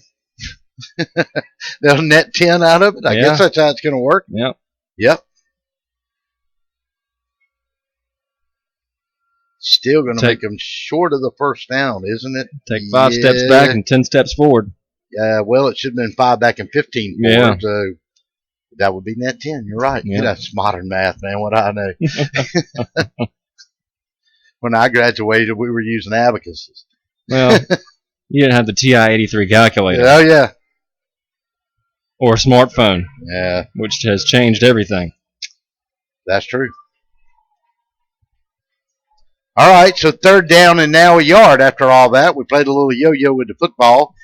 Go to number 4, I believe, was on the carry that time for the Cavaliers, or maybe that was Number 14, Joshua Cotton. Let's see if they clear it up here. It was Cotton. Yeah, it was Cotton, yeah. That's a first down, though. He picked up 2 yards and got what it takes. Yep. I got a freshman. Yep. Got his 2 yards and got it done. That's a big first down for Mount DeSales as the clock continues to tick here as we wind down the second quarter at 4:20 and counting. You know, their body language looks defeated. It does. A little deflated there along the front. They all look like they got their hands on the hip. I believe that heat's about to wilt them. It's wilting us up here. Oh, right through his hands, and heard footsteps maybe behind him. While we got a chance here, we want to remind you, of course, next Friday night we'll be bringing you another edition of DSBN Sports Football Friday Night. But on Thursday nights, join us live at 6:30 for Gridiron Gab. We'll launch our SEC and college football talk show next Thursday night. Don't forget our great pick'em contest. We'll pick the SEC game of the week. You got a chance every week. Call in, pick the winner and the score. You win that week about $60, $75 worth of prizes. And we've got a big announcement about the winner at the end of the year. Of course, you'll get a trophy if you're the best picker all the way through the SEC championship game. But we've got a big, big prize coming from Classic Firearms here in Macon, and you're going to be excited to be a part of it. That's next Thursday night right here on DSBNsports.com. Just go to the top of the page where it says Gridiron Gab and call in and join us every week. We've got a timeout on the field. We're going to keep it here instead of go to a break, Chandler. We've got 4:05 here. I think Mountain DeSales needs to lift and try to get a touchdown here. If they don't, I believe we're going to have a long second half in this game. Yeah, we are. And for Mountain DeSales, I think the message here is to do your best with 4:05 left to keep the ball and, if we can, score. And let's go check on the status of our players that are in the locker room right now. Maybe they're okay. Maybe they can come back in the second half. And if you're Keith Hatcher, you got to go back to the drawing board because 2 of your main stars are now gone. Yeah. And that was not part of the plan, obviously, coming into this contest. No. And they've lost Zach Taylor at running back. Adrian Hardwick, he was the first one to go out. And you can see the air go out. Now, here's the young freshman, Cotton. He's going to cut back inside, and he's going to go from the 38. He'll get the 41 maybe as he leans in. He'll get across the 40 anyway. And that's going to bring up a third down and about 8 to go. Got to get to the 47. You got to credit Cotton. I mean, a freshman. Didn't expect to see his upperclassmen go down, but he's in there. He's battling. He's trying to help his team out. Had a few good running plays, trying to get the hang of it. Gilchrist will stay in a shotgun. He'll move Cotton from left to right, now right to left. Got to snap it quickly. Going to throw out in the flat. Got a man that caught it out here, and that's Brady Poole. And he's going to get across the 45 to the 46-yard line as that clock runs at 3:13. He's going to be a yard short, and it's going to bring up decision time. Now, you're at 3:06. You're a yard short. You want to keep this ball. You do not want to give the ball back over to, we're going to get a measurement here. I think it's going to be short. This is going to be a difficult to see. He looks like he's a yard short from where our vantage point is. This is not going to be an easy decision to make here for Coach Hatcher. No. What do? I mean, you're at midfield all right. You get a first down, you might eat up the clock, maybe have a chance to score. I'm afraid you kick it away to Central, could be dangerous. Well, we've seen Central score on 2 plays in less than 30 seconds. Yeah, exactly. A kickoff and a 71-yard touchdown return. That was their most recent score from Cameron Atkins. So the flip side of it is, though, if you don't get the first down, Central's got great field position with 3:03. So it's almost pick your poison here. Yeah, that's right. At some point, like Hester said, you got to make a stand. That's right. But they're going to go with 2 out on the far side, 1 on the near side, and 1 in the backfield, and they're going to go for it. I think this is the right call. I do too. Larkin to that far side will be your split. Now they're trying to look to draw them off. Let's see if they snap it. I don't think they will. They got 3 seconds left. 2, 1. No, he's not going to snap it. You're going to call a timeout. His last one. 30-second timeout. We'll take it with it. We'll come back and finish up this half. 28-7. Chargers lead it. When I came here, I didn't know what I would find. I worked hard, I applied myself. and I realized anything is possible. I found greatness here. What will you find? I found greatness here. What will you find? Find your greatness.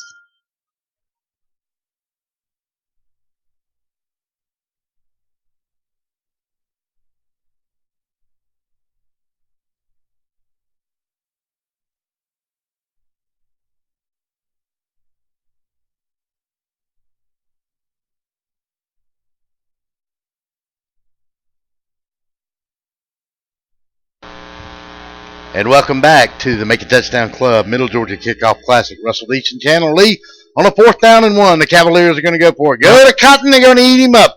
He'll lose 3 yards back to the 43-yard line, and the Chargers will take over on down. Great defensive stand by Central, number 48, Darian Bland. The junior linebacker came charging in there, pun intended, and made the stop. Turnover on downs.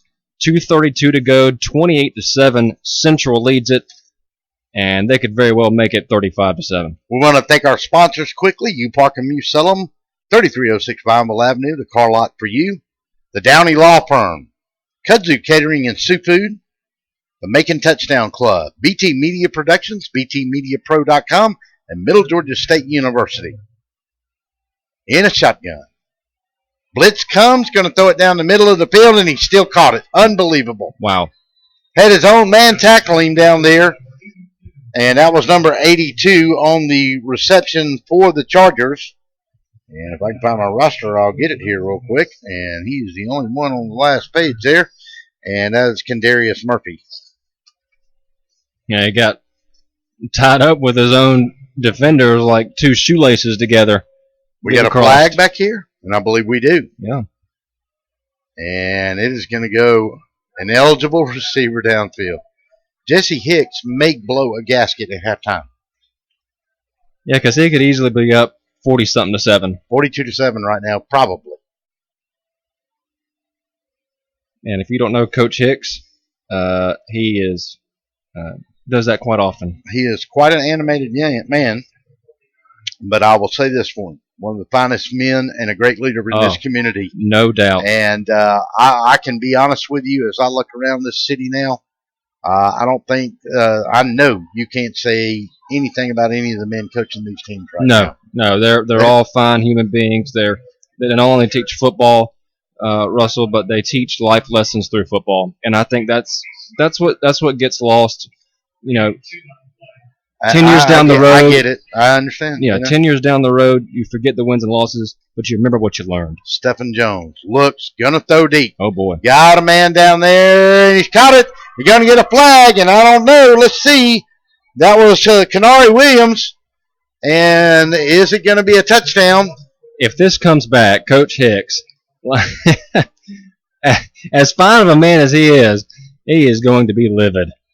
I'm not for sure how that one could go, and you're not going to believe this. It's going against the Chargers. Oh.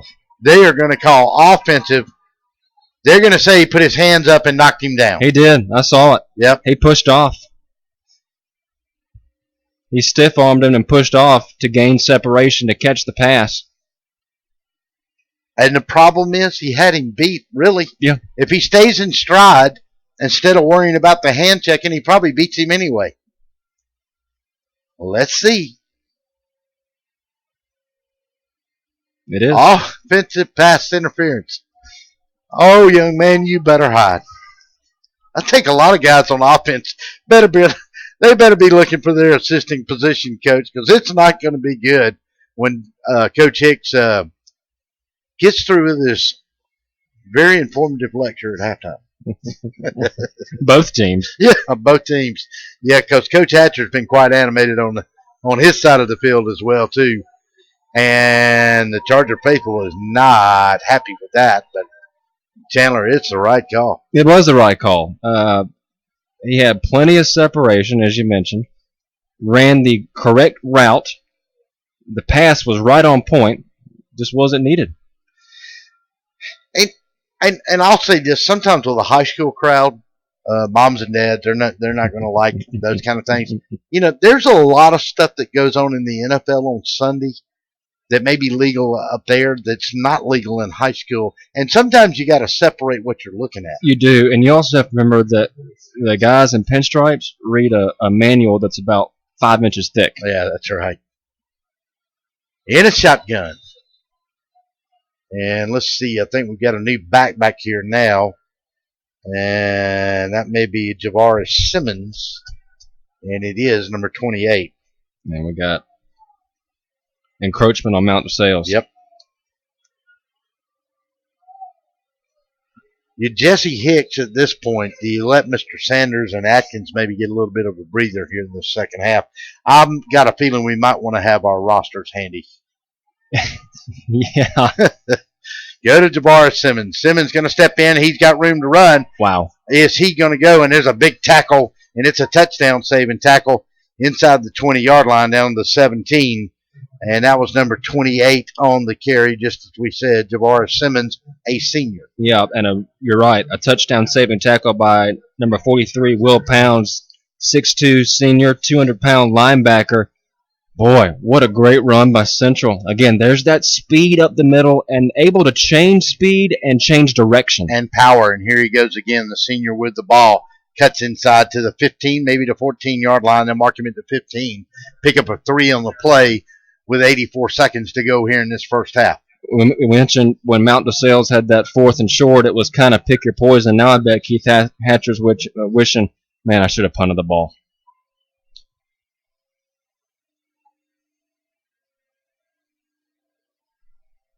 Minute 05 to go. In a shotgun. Single-headed catch. Going to throw it in the middle, and it's going to be intercepted. And the Cavaliers stop the drive. Wow. And let's see, I believe that was 21, wasn't it? It was. Chase Rowland. Boy, he got 2 hands in the passing zone as they were trying to get that slant across. He had it covered. If not, Central would have had the touchdown because the other defender was behind the intended receiver. Talk about a little boost lift for Mount DeSales going into halftime. I mean, you could have been down 35-7. It's 28-7, and you're going to get the ball in the second half to start things. So a touchdown-saving interception to end the first half. And they'll go with the big running back, and this is Perry, and the big man's going to run it out from the 20, and he's going to get across the 31. He's going to pick up 11 yards and a new set of downs, and they'll stop the clock with 52 seconds. That's the first time we've seen Perry run fast. And I don't mean that as a knock against Perry, but he really got up on the right side and found a direct route and ran. As we said earlier, he doesn't need to go east and west. He needs to go north and south. Right. You can send him a little southwest for a second, sure, but you need to turn him upfield. But when you saw him there, that was an aggressive power run. Yep. And he needs a little more of that. Maybe his ankle's feeling a little better now. Here he comes again. Don't go outside, go up. And he cuts it back in. And he picks up 6 more yards, making almost 7 to the 37. And we will give him 7 with 18 seconds, 17-16. And let's see if the Cavaliers decide to run another play here. I rather doubt it. Yep. That's probably going to do it. Down to 5 seconds. And they're going to let the clock run out, and everybody's going to go get out of this heat and take a little breather. Well, that's the end of one. It's been all Chargers here tonight so far in the inaugural event of the Macon Touchdown Club Middle Georgia Kickoff Classic. Game 1, Game 2 coming up after this one, but at the half, Chargers lead it 28-7. We're going to step aside, pay some bills. We'll be back for the second half.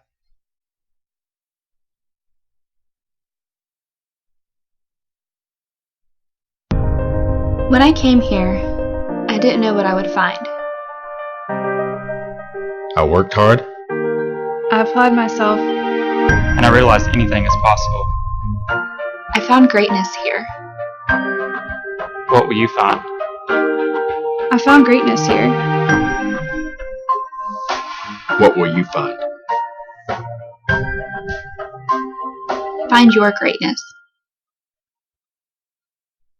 Have you been injured in a car or a truck wreck? The Downey Law Firm in Macon, Georgia is the injury lawyer for all of Georgia. They serve all 159 counties in the state. Managing partner Jason Downey is a former insurance defense attorney with extensive trial experience. They've recovered millions of dollars for hundreds of clients throughout the state of Georgia. So if you've been injured, give them a call today at 478-974-1738 or log on to their website at downeylawga.com. Hey folks, Russell from Gridiron Game of the Week. When you get ready to buy a new car or a newer automobile, there's always the dilemma of what to do with your current car. Well, that's where You Park 'em, You Sell 'em at 3306 Vineville Avenue comes in. You Park 'em, You Sell 'em is the original automobile dealership with the owner in mind. For 18 years, You Park 'em, You Sell 'em has been the only alternative to giving your car to a local dealer on a trade-in or trying to market your car yourself. So when you get ready to sell your old car, give them a call today at 254-6310. That's You Park 'em, You Sell 'em, 3306 Vineville Avenue. The Macon Touchdown Club begins its 71st season on September the 6th at the Methodist Children's Home on Pierce Avenue. Join us again this year as we celebrate football, fun, and fellowship. Among our featured speakers this year will be former Georgia head coach Ray Goff, former Virginia Tech legend Frank Beamer, University of Georgia legend Lauren Smith, and former head coach of the Auburn Tigers Pat Dye, along with many others. Each Monday night starting at 6:30, that's the Macon Touchdown Club. Visit us online at MaconTouchdownClub.com. The Downey Law Firm understands what happens when you've been injured in a car wreck. Attorney Jason Downey used to work for insurance companies, and he's helped injured victims obtain millions of dollars for their injuries. Whether you're in Macon, Valdosta, Atlanta, or anywhere in between, the Downey Law Firm handles cases throughout the entire state of Georgia. Give them a call today at 478-974-1738. The Downey Law Firm, making sure things are fair in the legal world. If you've been injured in a car wreck, call the Downey Law Firm in Macon, Georgia. Attorney Jason Downey focuses on personal injury matters, and it's fought to recover millions of dollars for his clients. The Downey Law Firm handles cases throughout the entire state of Georgia. Visit their website today, downeylawga.com, or give them a call at 478-974-1738. The Downey Law Firm, making sure things are fair in the legal world. Hey folks, it's Russell from Gridiron Game of the Week. You know, there comes a time when we all start to look for a brand new or even a newer automobile, and as a consumer, your choices have always been limited as to where to shop, and secondly, what to do with your current car. Take it to the local dealer and trade it in for wholesale, ride around town with that ugly for sale sign in the back window, or park it in your driveway and hope somebody stops by and they're really there to look at your car.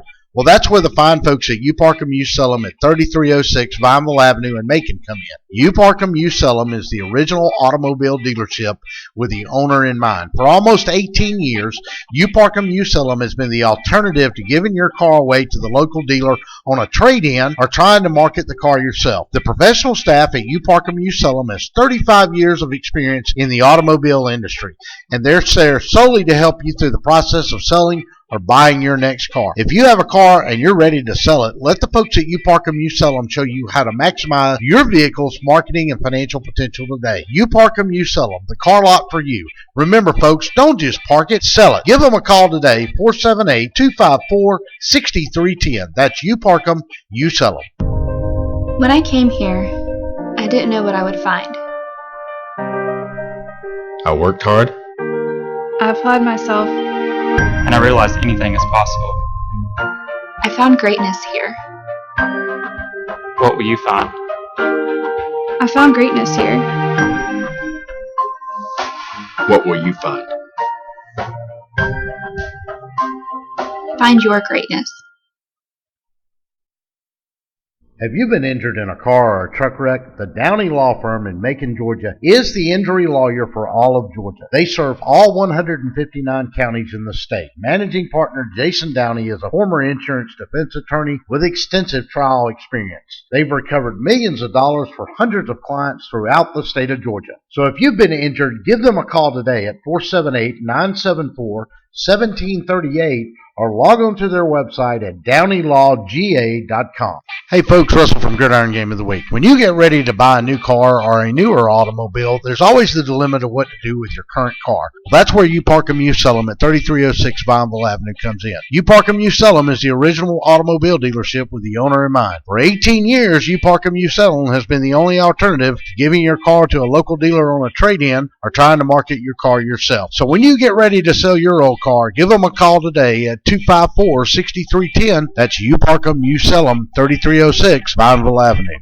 The Macon Touchdown Club begins its 71st season on September the 6th at the Methodist Children's Home on Pierce Avenue. Join us again this year as we celebrate football, fun, and fellowship. Among our featured speakers this year will be former Georgia head coach Ray Goff, former Virginia Tech legend Frank Beamer, University of Georgia legend Lauren Smith, and former head coach of the Auburn Tigers Pat Dye, along with many others. Each Monday night, starting at 6:30, that's the Macon Touchdown Club. Visit us online at MaconTouchdownClub.com. The Downey Law Firm understands what happens when you've been injured in a car wreck. Attorney Jason Downey used to work for insurance companies, and he's helped injured victims attain millions of dollars for their injuries. Whether you're in Macon, Valdosta, Atlanta, or anywhere in between, the Downey Law Firm handles cases throughout the entire state of Georgia. Give them a call today at 478-974-1738. The Downey Law Firm, making sure things are fair in the legal world. If you've been injured in a car wreck, call the Downey Law Firm in Macon, Georgia. Attorney Jason Downey focuses on personal injury matters and has fought to recover millions of dollars for his clients. The Downey Law Firm handles cases throughout the entire state of Georgia. Visit their website today, DowneyLawGA.com, or give them a call at 478-974-1738. The Downey Law Firm, making sure things are fair in the legal world. Hey folks, it's Russell from Gridiron Game of the Week. You know, there comes a time when we all start to look for a brand new or even a newer automobile, and as a consumer, your choices have always been limited as to where to shop, and secondly, what to do with your current car. Take it to the local dealer and trade it in for wholesale, ride around town with that ugly for sale sign in the back window, or park it in your driveway and hope somebody stops by and they're really there to look at your car. Well, that's where the fine folks at You Park 'Em, You Sell 'Em at 3306 Vineville Avenue in Macon come in. You Park 'Em, You Sell 'Em is the original automobile dealership with the owner in mind. For almost 18 years, You Park 'Em, You Sell 'Em has been the alternative to giving your car away to the local dealer on a trade-in or trying to market the car yourself. The professional staff at You Park 'Em, You Sell 'Em has 35 years of experience in the automobile industry, and they're there solely to help you through the process of selling or buying your next car. If you have a car and you're ready to sell it, let the folks at You Park 'Em, You Sell 'Em show you how to maximize your vehicle's marketing and financial potential today. You Park 'Em, You Sell 'Em, the car lot for you. Remember folks, don't just park it, sell it. Give them a call today, 478-254-6310. That's You Park 'Em, You Sell 'Em. When I came here, I didn't know what I would find. I worked hard. I applied myself. And I realized anything is possible. I found greatness here. What will you find? I found greatness here. What will you find? Find your greatness.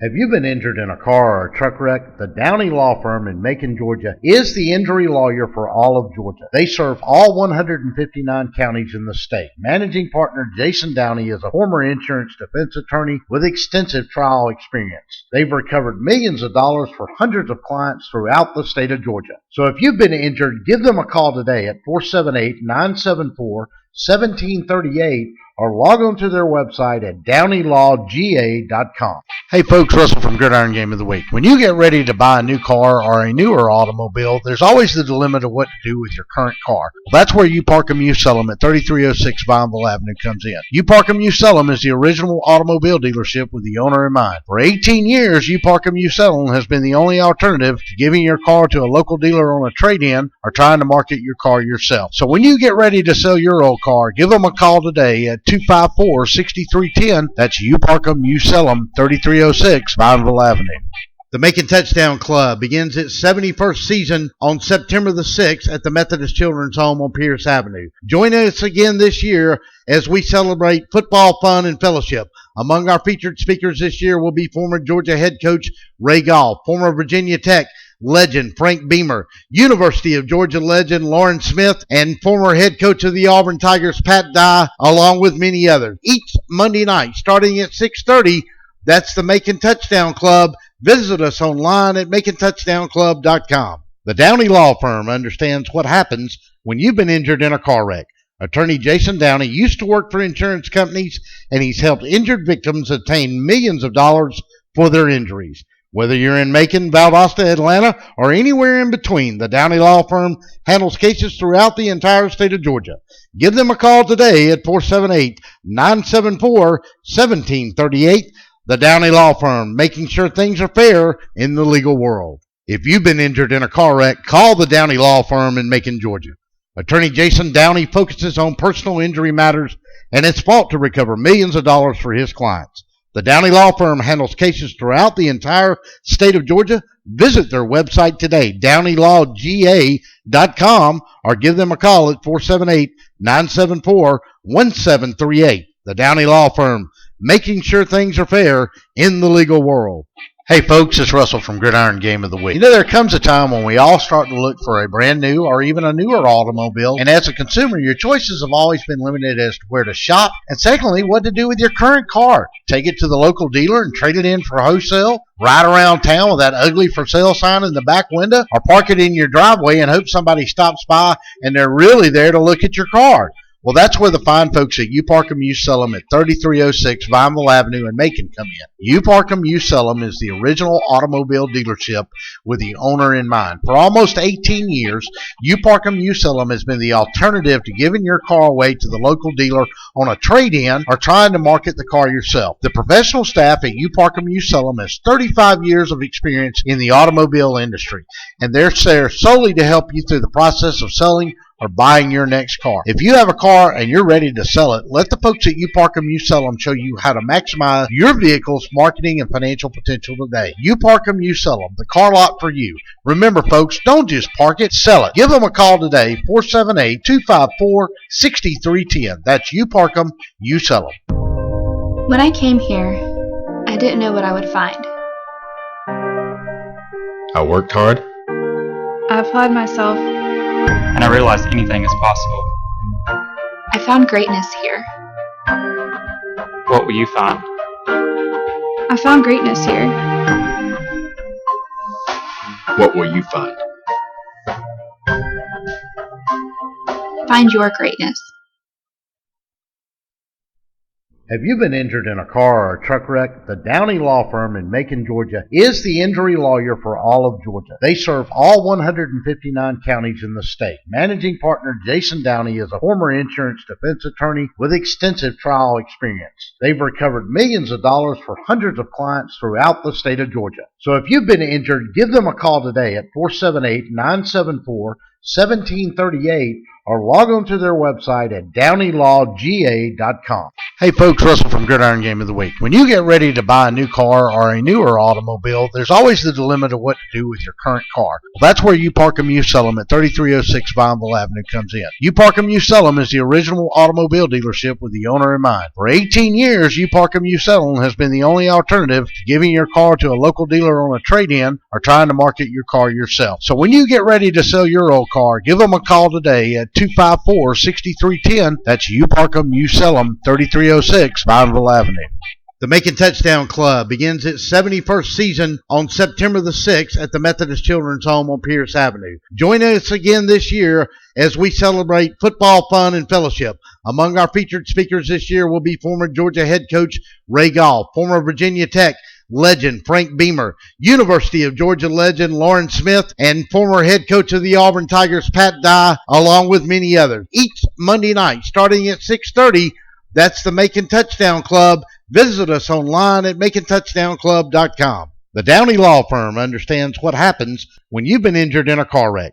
Attorney Jason Downey used to work for insurance companies, and he's helped injured victims obtain millions of dollars for their injuries. Whether you're in Macon, Valdosta, Atlanta, or anywhere in between, the Downey Law Firm handles cases throughout the entire state of Georgia.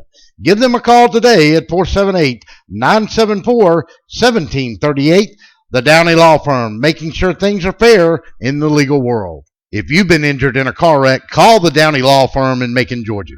Attorney Jason Downey focuses on personal injury matters and has fought to recover millions of dollars for his clients. The Downey Law Firm handles cases throughout the entire state of Georgia. Visit their website today, DowneyLawGA.com, or give them a call at 478-974-1738. The Downey Law Firm, making sure things are fair in the legal world. Hey folks, it's Russell from Gridiron Game of the Week. You know, there comes a time when we all start to look for a brand new or even a newer automobile, and as a consumer, your choices have always been limited as to where to shop, and secondly, what to do with your current car. Take it to the local dealer and trade it in for wholesale, ride around town with that ugly for sale sign in the back window, or park it in your driveway and hope somebody stops by and they're really there to look at your car. Well, that's where the fine folks at You Park 'em, You Sell 'em at 3306 Vineville Avenue in Macon come in. You Park 'em, You Sell 'em is the original automobile dealership with the owner in mind. For almost 18 years, You Park 'em, You Sell 'em has been the alternative to giving your car away to the local dealer on a trade-in or trying to market the car yourself. The professional staff at You Park 'em, You Sell 'em has 35 years of experience in the automobile industry, and they're there solely to help you through the process of selling or buying your next car. If you have a car and you're ready to sell it, let the folks at You Park 'em, You Sell 'em show you how to maximize your vehicle's marketing and financial potential today. You Park 'em, You Sell 'em, the car lot for you. Remember, folks, don't just park it, sell it. Give them a call today, 478-254-6310. That's You Park 'em, You Sell 'em. When I came here, I didn't know what I would find. I worked hard. I applied myself. And I realized anything is possible. I found greatness here. What will you find? I found greatness here. What will you find? Find your greatness.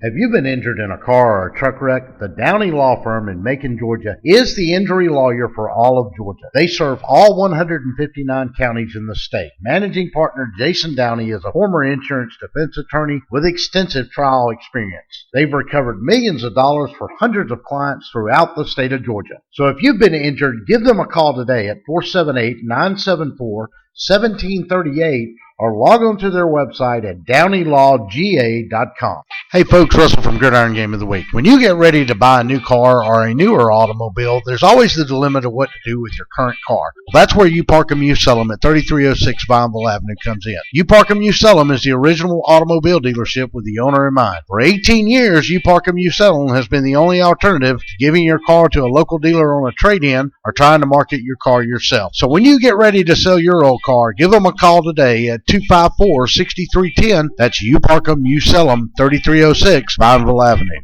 The Macon Touchdown Club begins its 71st season on September the 6th at the Methodist Children's Home on Pierce Avenue. Join us again this year as we celebrate football, fun, and fellowship. Among our featured speakers this year will be former Georgia head coach Ray Goff, former Virginia Tech legend Frank Beamer, University of Georgia legend Lauren Smith, and former head coach of the Auburn Tigers Pat Dye, along with many others. Each Monday night, starting at 6:30, that's the Macon Touchdown Club. Visit us online at MaconTouchdownClub.com. The Downey Law Firm understands what happens when you've been injured in a car wreck. Attorney Jason Downey used to work for insurance companies, and he's helped injured victims obtain millions of dollars for their injuries. Whether you're in Macon, Valdosta, Atlanta, or anywhere in between, the Downey Law Firm handles cases throughout the entire state of Georgia. Give them a call today at 478-974-1738. The Downey Law Firm, making sure things are fair in the legal world. If you've been injured in a car wreck, call the Downey Law Firm in Macon, Georgia. Attorney Jason Downey focuses on personal injury matters and has fought to recover millions of dollars for his clients. The Downey Law Firm handles cases throughout the entire state of Georgia. Visit their website today, DowneyLawGA.com, or give them a call at 478-974-1738. The Downey Law Firm, making sure things are fair in the legal world. Hey folks, it's Russell from Gridiron Game of the Week. You know, there comes a time when we all start to look for a brand new or even a newer automobile, and as a consumer, your choices have always been limited as to where to shop, and secondly, what to do with your current car. Take it to the local dealer and trade it in for wholesale, ride around town with that ugly for sale sign in the back window, or park it in your driveway and hope somebody stops by and they're really there to look at your car.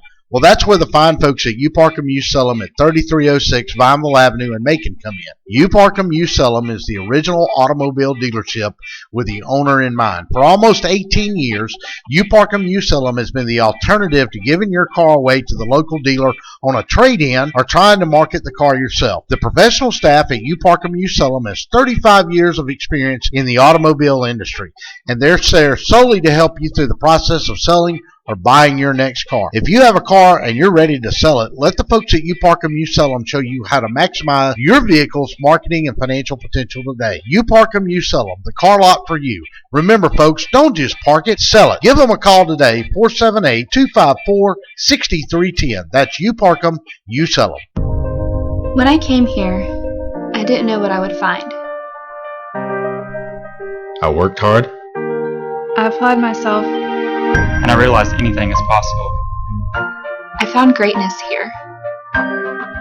What will you find? I found greatness here. What will you find? Find your greatness. Have you been injured in a car or a truck wreck? The Downey Law Firm in Macon, Georgia is the injury lawyer for all of Georgia. They serve all 159 counties in the state. Managing partner Jason Downey is a former insurance defense attorney with extensive trial experience. They've recovered millions of dollars for hundreds of clients throughout the state of Georgia. So if you've been injured, give them a call today at 478-974-1738 or log on to their website at downeylawga.com. Hey folks, Russell from Gridiron Game of the Week. When you get ready to buy a new car or a newer automobile, there's always the dilemma of what to do with your current car. Well, that's where U Parkham You Sell 'em at 3306 Vineville Avenue comes in. U Parkham You Sell 'em is the original automobile dealership with the owner in mind. For 18 years, U Parkham You Sell 'em has been the only alternative to giving your car to a local dealer on a trade-in or trying to market your car yourself. So when you get ready to sell your old car, give them a call today at 254-6310. That's U Parkham You Sell 'em, 3306 Vineville Avenue. The Macon Touchdown Club begins its 71st season on September the 6th at the Methodist Children's Home on Pierce Avenue. Join us again this year as we celebrate football, fun, and fellowship. Among our featured speakers this year will be former Georgia head coach Ray Goff, former Virginia Tech legend Frank Beamer, University of Georgia legend Lauren Smith, and former head coach of the Auburn Tigers Pat Dye, along with many others. Each Monday night starting at 6:30, that's the Macon Touchdown Club. Visit us online at MaconTouchdownClub.com.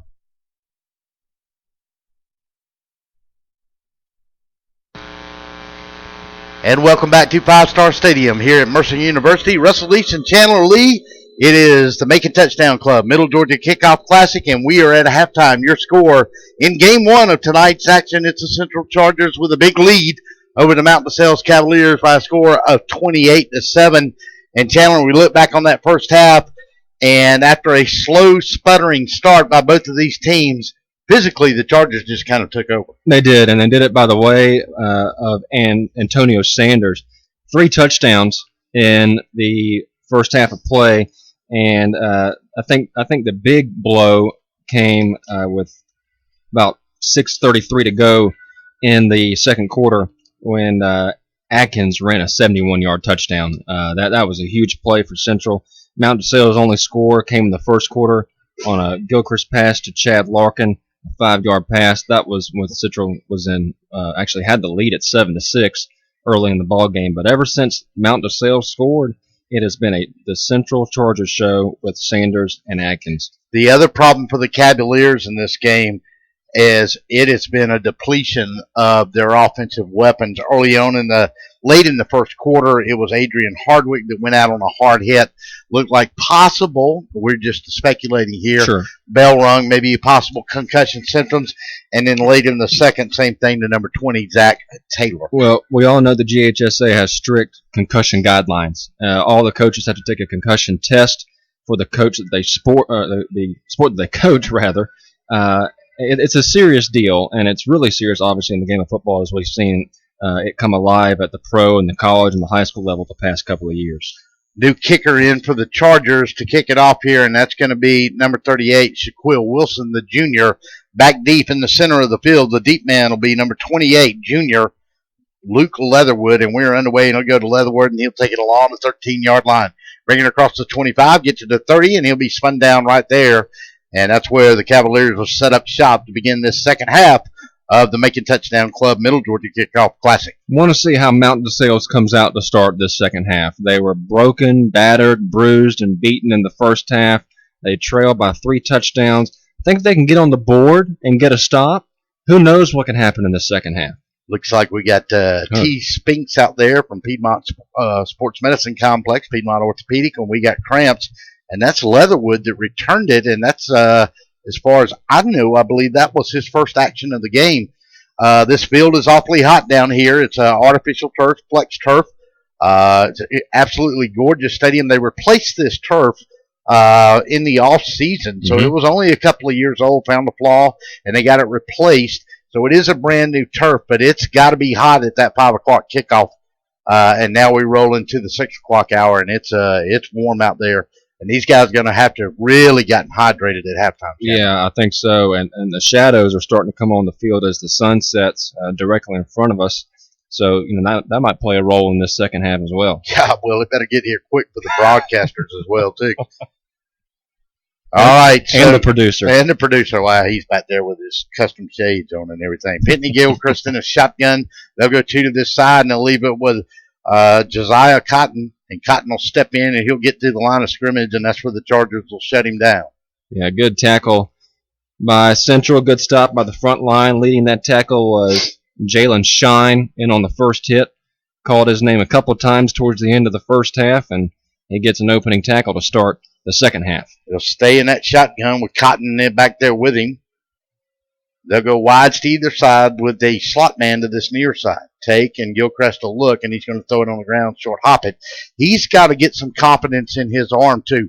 We've noticed that today, Chandler, that he is short hop a lot of passes on those out patterns. Yeah, and he's mainly gone to the out.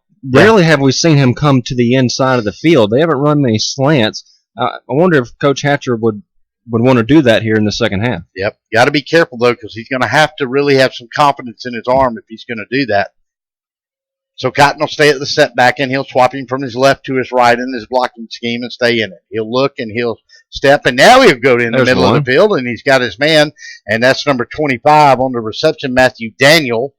And Daniel is the tight end that's 6 foot 185, and that's going to be his first catch of the day. Yeah, Xavier Darden in on the tackle, the sophomore for Central. There's that direct pass up the middle. It was short, it was crisp, it was on point, and it almost got him a first down. Well, and you'll notice if you watch the linebackers now, because they've thrown so much of that out stuff to the outside and in the flats, the linebackers are starting to cheat that way, and they're going to go inside the Cotton, and he's going to fall down. Didn't get it. Yeah, he didn't get it on 4th down.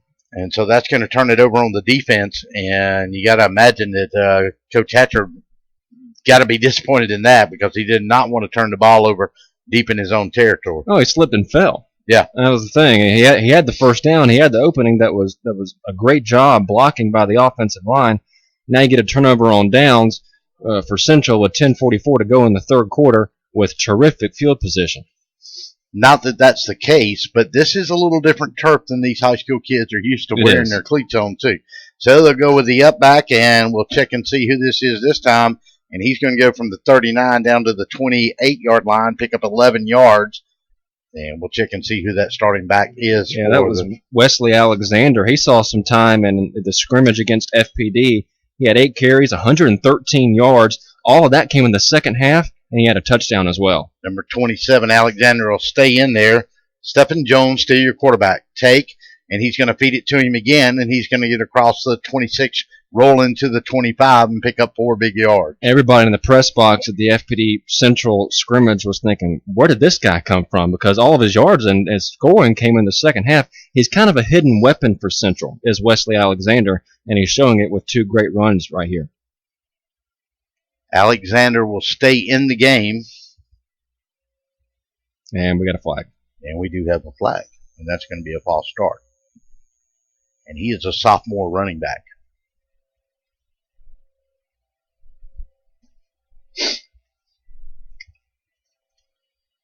And they'll back him up 5, and that's going to be a procedure call against the Chargers at the 10:03 mark, and that stops the clock here in the third period. Chargers on top, 28-7. Opening drive for the Cavaliers for naught, and here goes Stephen Jones, and they're going to get a face mask right there and fix to be 15 yards. Yep. Number 42 reached in there, Chandler, and just grabbed the wrong thing. And had a good sack going too if he just doesn't reach up high. Had the positioning, but Reese Waters got the face mask, and the head went sideways and right in front of the official. He didn't miss it. And I tell you what, you can credit a little bit of that happening because of the quickness of Stephen Jones ducking and tucking back inside when he saw the sack coming, lowered his head, and that brought the hand up, and that's what got him. Kind of manufacturing in your own penalty, with not that you intended to do that, but Right. it's just what happens. It's just, again, it shows you how quick and fast this Central team is. That only moved it up a couple of yards, so I'm not for sure here if that was the call or not. So to take, and he's going to give it to Alexander again, and he's going to roll in close to the first down along the 21-yard line, maybe the 20, and I'm not for sure. He's going to be just about 6 inches short, maybe 8 inches short. Really like this Alexander kid. He is only a sophomore, and he's showing that he is very valuable at a young age for the Chargers. There he is again. And he's going to get outside to the 15, rolling to the 14-yard line. And that'll give them a new set of downs, and it'll be first down and 10 there. A tackle made by number 33, Michael Garcia Jr., defensive back at Mount DeSales. And the Chargers have a new quarterback in this series, and that's Donald Lamb, the sophomore. Saw him in the FPD Central scrimmage. He had 5 carries, 57 yards, all in the second half, and also scored a touchdown. Lamb going to take and give it to Alexander. He's going to get it and cut it inside along the 14, and the Cavaliers are going to push him back from there. Give him about the 13-yard line if that'll be a good mark for him. Well, what Central's so good at under Coach Hicks is they have, I think, a good mix of players who can get you the short amount of yards that you need to keep moving the chains. They also have the playmakers who can really go down the field and get the big play you need as well. Going to take, and he's going to give it to the second man through Alexander, and he's going to roll inside the 5, roll inside the 3-yard line, and he's going to be just short. Got to get to the 1. They're going to mark him at the 4. So it's going to bring up a third down and about 4 yards to go. Gets to the 1, get a new set of downs. There goes Alexander, steps inside 5, gets to the 5, and that's as far as he goes. And I'm sorry they had him marked at the 8.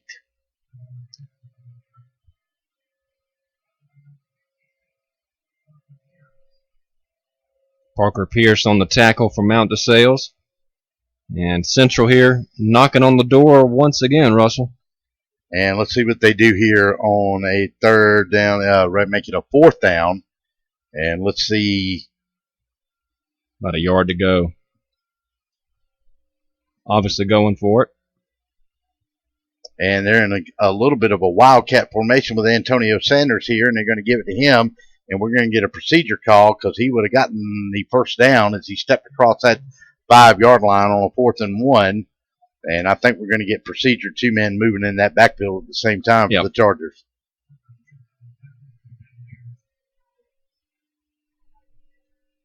Legal shift on the offense. 4th down.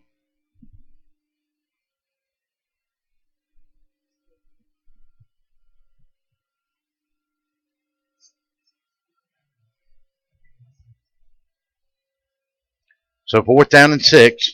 Antonio Sanders in a wildcat, and he's going to keep it himself. Get to the 10, touchdown. Get to the 5, and Mr. Sanders is going to have a number 4 on the night.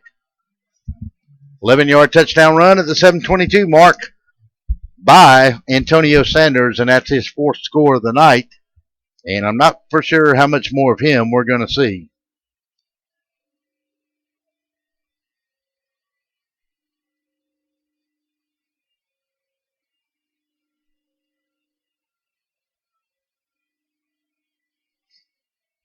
Extra point coming from Stephen Jones. Kick is up, and kick is good. Timeout on the field. Your score, Central leads it 7:22 to go in the third period, 35-7. We'll be back. The Downey Law Firm understands what happens when you've been injured in a car wreck. Attorney Jason Downey used to work for insurance companies, and he's helped injured victims obtain millions of dollars for their injuries. Whether you're in Macon, Valdosta, Atlanta, or anywhere in between, the Downey Law Firm handles cases throughout the entire state of Georgia. Give them a call today at 478-974-1738. The Downey Law Firm, making sure things are fair in the legal world.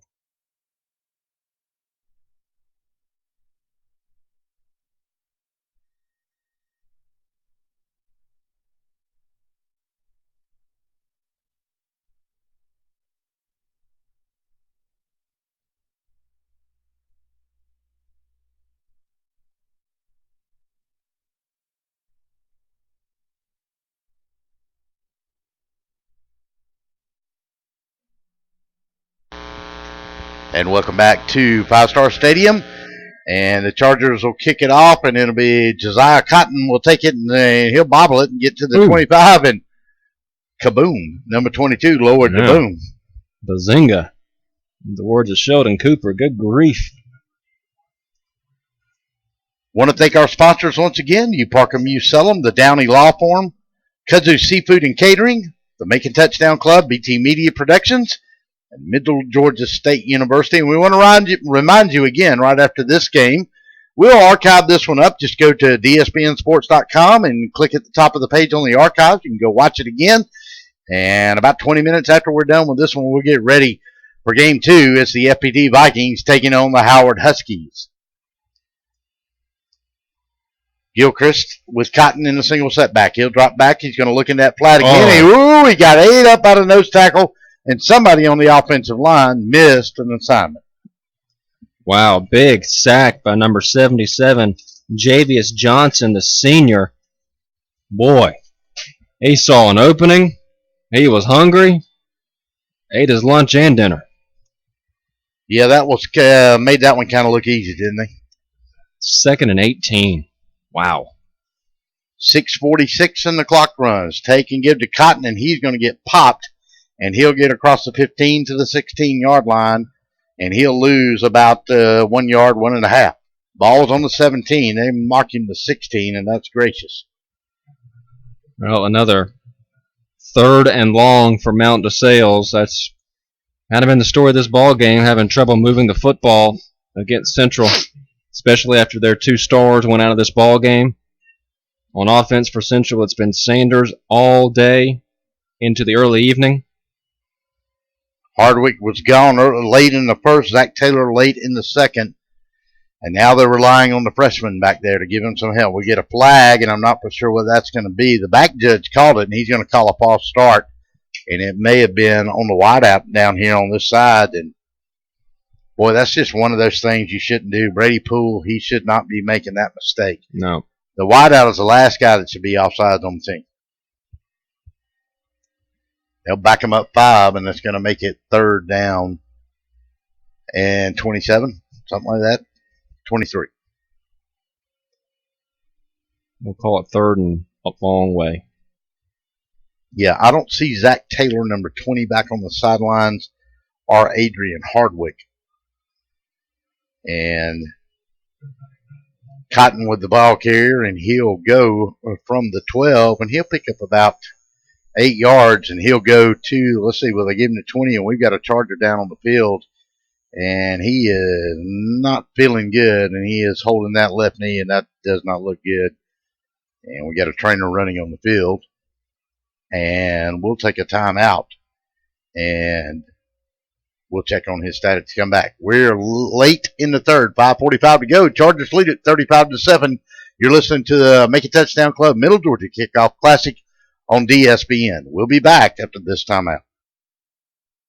Hey folks, Russell from Gridiron Game of the Week. When you get ready to buy a new car or a newer automobile, there's always the dilemma of what to do with your current car. Well, that's where You Park 'Em, You Sell 'Em at 3306 Vineville Avenue comes in. You Park 'Em, You Sell 'Em is the original automobile dealership with the owner in mind. For 18 years, You Park 'Em, You Sell 'Em has been the only alternative to giving your car to a local dealer on a trade-in or trying to market your car yourself. So when you get ready to sell your old car, give them a call today at 254-6310. That's You Park 'Em, You Sell 'Em, 3306 Vineville Avenue.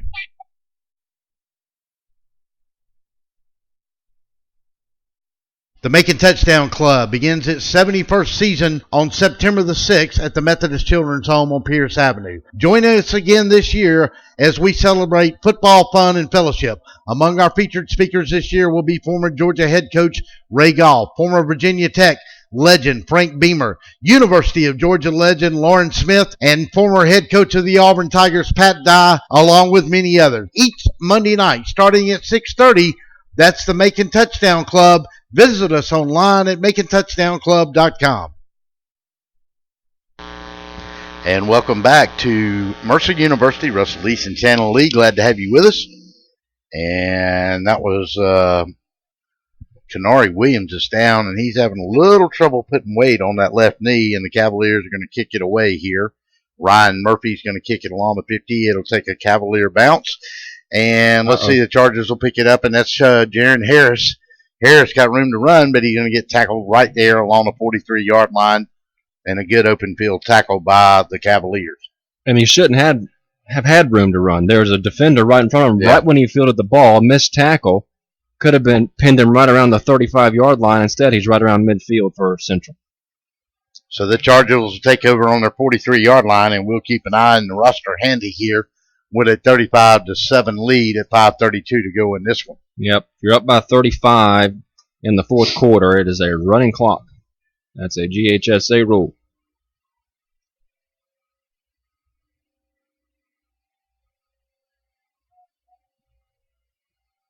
And let's see who's back at quarterback, and that's number 10, Donald Lamb. Lamb's going to come to this side with it, get the 45, got speed, fresh legs, 45, rolls into the 40-yard line.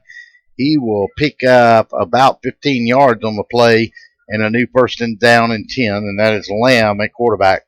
Yeah, didn't see much of Lamb at quarterback in the Central FPD scrimmage. Matter of fact, he only took one snap. Alexander is his tailback. Go wides to either side in the slot with an H-back to this near side. Go to Alexander, outside 40. Get drugged down along the 35. They're picking up 5 yards a clip now here. And they're just going to sit here and lean on this Cavalier front line. And really, that's all they need to do, Chandler. Absolutely. I mean, you got the score in your favor, the time in your favor. Just a matter of when can you punch one in here with 4:48 and counting to go in the third quarter. Lamb going to leave it with Alexander again, and he's going to lean in from the 45, get to the 42-yard line. He will be about a yard short, and it'll be third down coming up. Ball resting along the 32-yard line. Got to get to just inside the 31, tip of the ball, to pick up a new first down.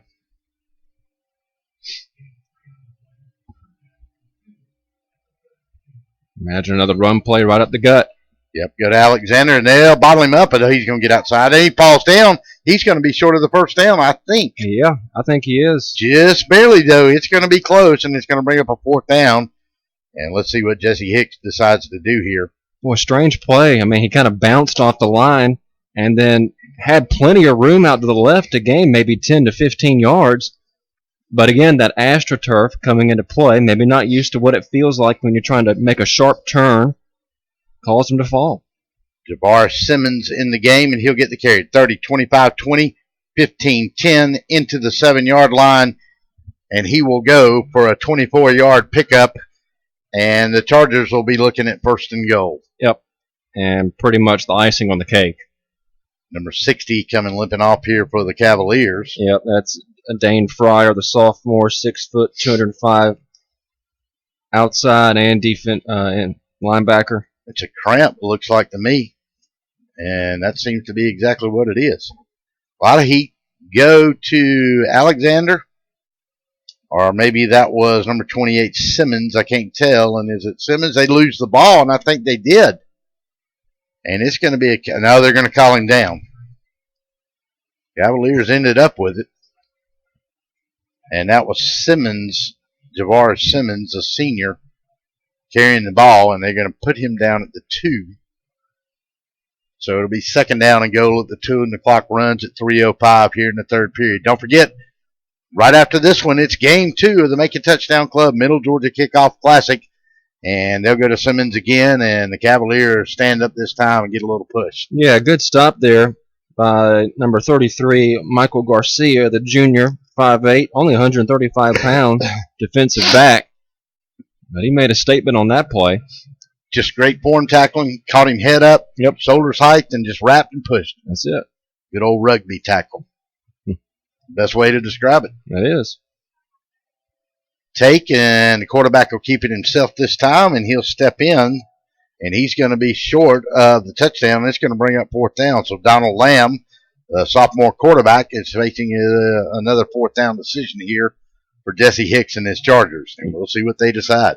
Yeah, ball on the 4 with 2:10 to go. I mean, you got to go for it here. Why not? Yeah, 35-7. You don't necessarily need more points. Just run the play out. He's going to call a timeout. And we're going to take it with him. 30 seconds. You're listening to the Macon Touchdown Club Middle Georgia Kickoff Classic on DSBN. When I came here, I didn't know what I would find. I worked hard. I applied myself. And I realized anything is possible. I found greatness here. What will you find? I found greatness here. What will you find? Find your greatness.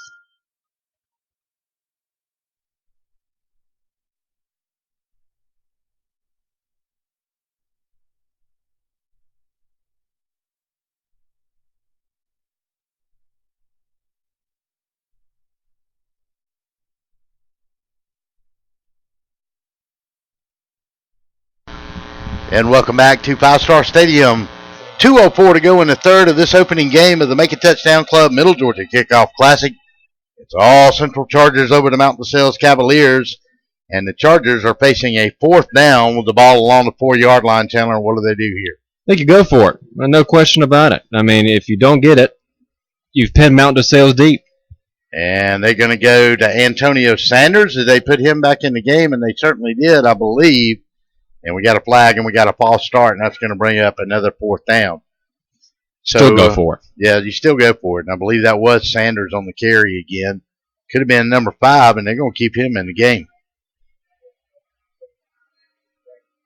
And now we get kind of this weird wavy glare across the field a little bit now with the way this sun trying to set. It'll be interesting to see what it is at kickoff of the second game. I would imagine that the whole field may be in shadows, but since the start of this second half, the shadow was on the other side of the field on the numbers, and it's slowly progressed towards us on your screen. Antonio Sanders will take it in a Wildcat. Now he's going to throw, and he's got a man wide open in the end zone, and it's a pass from Antonio Sanders to number 16 for the Chargers, and that is Maurice Brown, the senior wide receiver. So Mr. Sanders, not only can he run, he can throw a 9-yard touchdown pass as well. Wow. Russell, I don't think there's any doubt who the player of the game is going to be, is there? No, at this point I would say Mr. Sanders, unless some miracle happens here in a minute, is going to win. The extra point is up, and the extra point is good by Stephen Jones. Timeout on the field. Your score, Central 42, Mount DeSales 7. We'll be right back.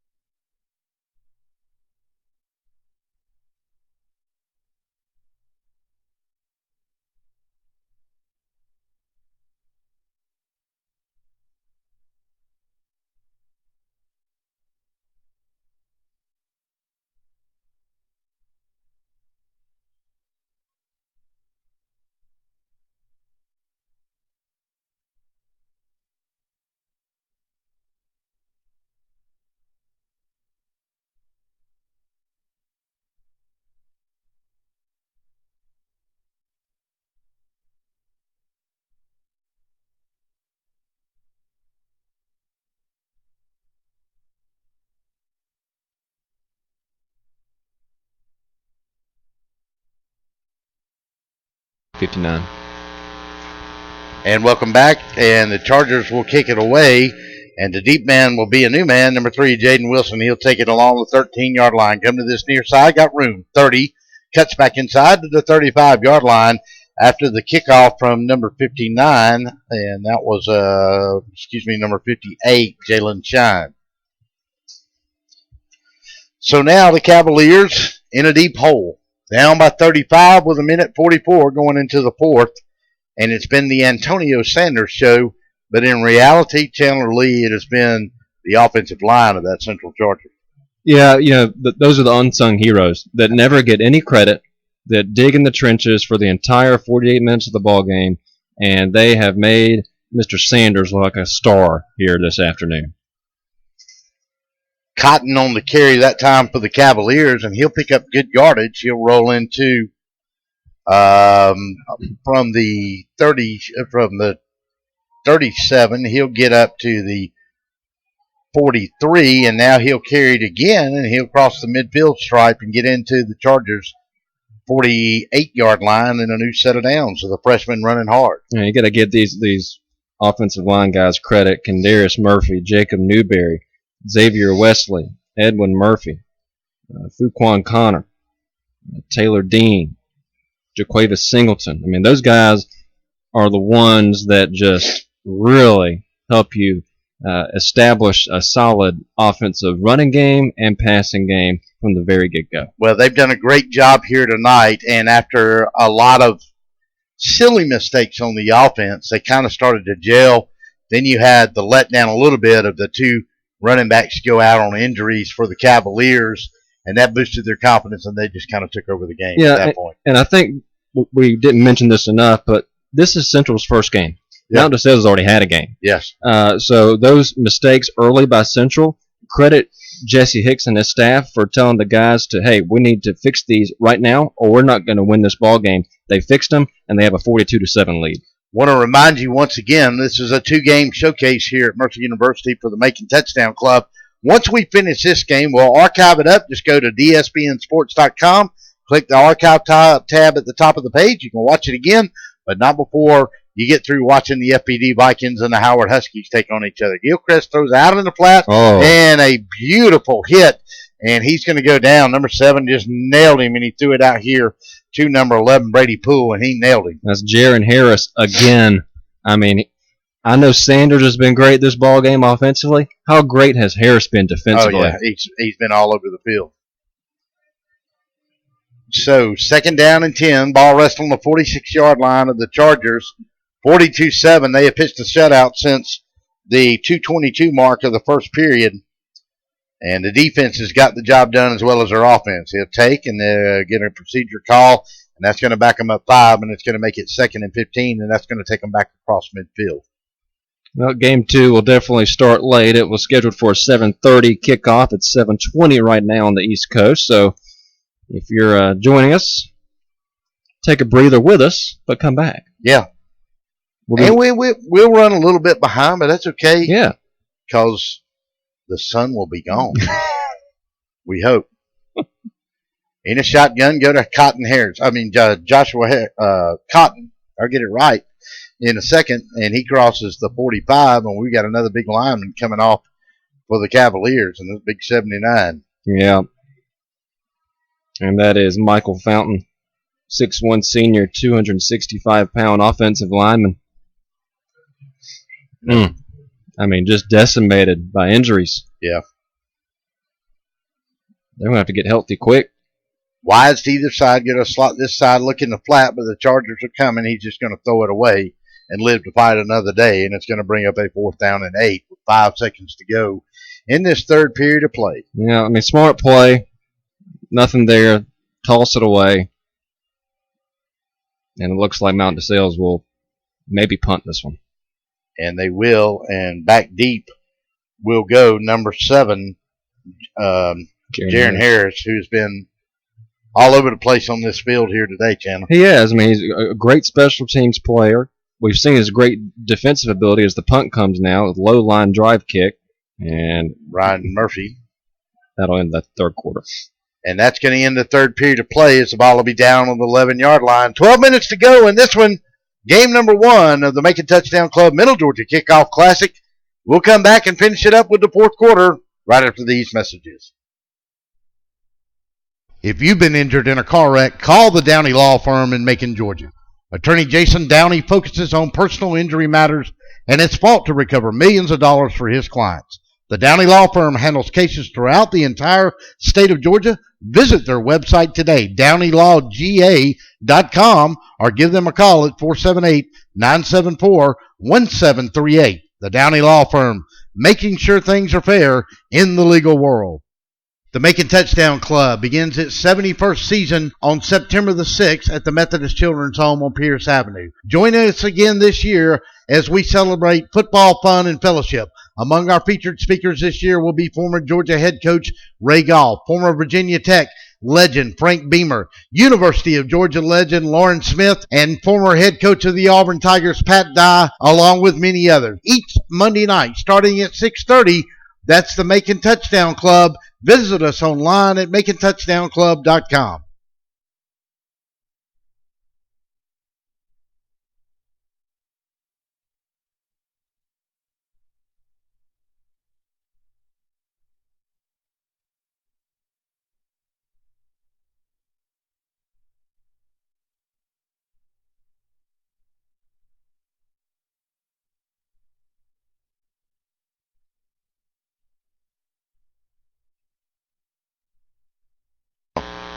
And welcome back on a second first down play. The Chargers have it from the 11-yard line, and they'll go across the 13 as we start this fourth quarter with Jesse Hicks and the Chargers with a 42-7 lead. And we're going to see a lot of young players, I would imagine, here, Chandler. A lot of young players, a lot of running. Coach Hicks knows he has this one in the bag. It's a running clock in the fourth quarter because Central's up by 35. You know, I think if you're Central, you walk away feeling really good about what you did. You had a tough first quarter, even though you led 14-7 at the end of one. But things weren't clicking. But as the game progressed, your defense got going, knocked a couple players out, was not intentional, obviously.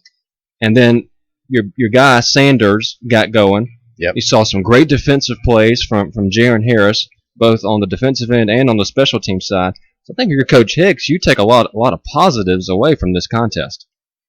Tell you, as quarterback, Stephen Jones managed the game well early on under frustrating circumstances with the penalties and the miscues. And here he goes, Wesley Alexander, and he's going to pick up a new set of downs as he rolls out to the 35-yard line. And it's all going to be, as it was Antonio Sanders in the first half, it looks like it's going to be Wesley Sanders to finish this one out for the Chargers. Yeah, Stephen Jones, you mentioned, he's a senior quarterback at Central. And that's what you want out of your seniors. You want senior leadership, and he proved that. When things weren't going really the right way to start the game, he and Coach Hicks are the ones that have to talk and communicate to the other players to try to turn it around, and they did. Lamb will stay in that shotgun, have an H-back, and keep it with Wesley Alexander, and why not? Just give it to him and let the young man run, and he's going to run and push the pile, and he'll pick up 6 yards as he'll go from the 35 up to the 34, rather, to the 40. And that'll give him the 40, and that's a pickup of 6 yards. And now we roll. Well, they stopped the clock at 10 minutes. And in reality, shouldn't stop it at all. No. Here. I tell you what, I said it in the first half. I said it in the third quarter. I'm going to say it again. Wesley Alexander is a hidden gem on this Central Charger team. Jatavian Williams is now the running back. And they'll go to him, number 14, and he'll get outside and cross the 40 up to about the 43-yard line. And I believe that is the correct running back because I saw Wesley Alexander lead the field. His day's done, probably. Yes, and that's exactly who it is out there, number 14. And that's Jatavian Williams, a sophomore running back. He kind of limped off a little bit. Mine just, did a little twist of the ankle there. Yep. I wonder, though, as we see this run and play from Central, if your mount is ball's loose, yeah, and there's a flag, and I don't know what that is unless they're going to get a face mask. It might be a helmet to helmet. It could be. But if your mount is Sales, you came in with such momentum with a huge victory, score margin wise, over Pacelli, 48-6. Now if you're Mountain DeSales and you lose two big players, and we don't know the status of them, obviously, but you gotta change a lot of things up now going into week 3 of the season. And they're going to give it on the end around to Dentarius Hogan. Dentarius has got room to run down that sideline. He's going to cross midfield. He's going to fly into Cavaliers territory, and let's see where they mark him out. And he's going to get all the way to the 40. Yes, he is. Just ran that little jet sweep underneath. And he picked up big yards from their own 47 to the 41. So about a 14-yard pickup, first down and 10. And now Wesley Alexander has checked back into the game. Cavaliers have a man checking out. Number 2, Gordon Smith will check in. Sophomore, defensive back. He'll go to that far side. Now they'll go to Alexander. Yep, big hole. 6 more yards. Make it 7. Make it 6. That's what Alexander does. He gets you 6. He gets you 7. Sometimes he'll get you 10 or 11. And you look at the box score, the line score at the end of the game, and all of a sudden, my gosh, Who is this guy? Yeah, Yeah. he has 98 yards. He Yeah. had 113 yards in the scrimmage against FPD. And again, it was all in the second half. And Yep. everybody was thinking, who's this guy? Why didn't he start the ball game? He's that good. New running back in. Going to give Mr. Alexander a Fumble. breather. And there's a fumble on the play. And the Cavaliers, can they get on it? And no, they don't. And number 6 that time, who's in, Xavier Muhammad, a junior, in at running back, spelling Alexander, and was able to get on his own fumble. And that's not going to make Coach Hicks happy.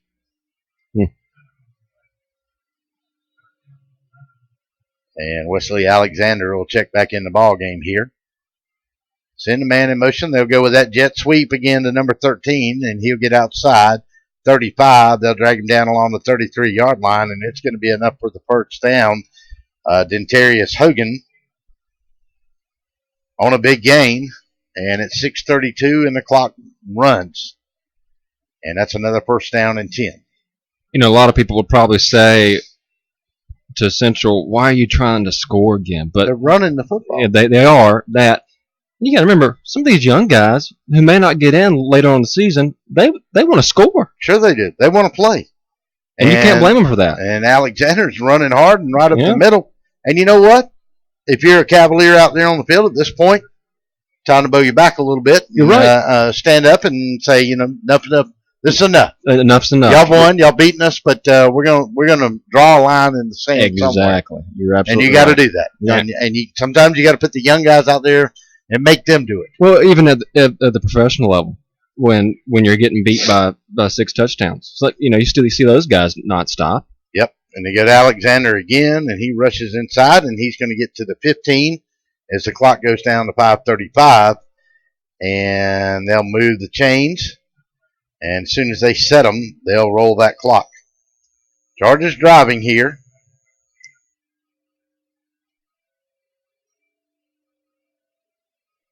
And I believe that's Alexander still in the backfield. I got a little bad angle here. And that's number 14.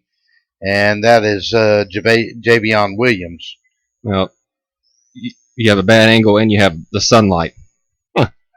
Yeah. You almost need a transparent spotting board to call this game. Jatavian Williams on the carry. And now Wesley Alexander will come back in. 2nd down and 5. Ball on the 10-yard line. Clock runs at 4:47.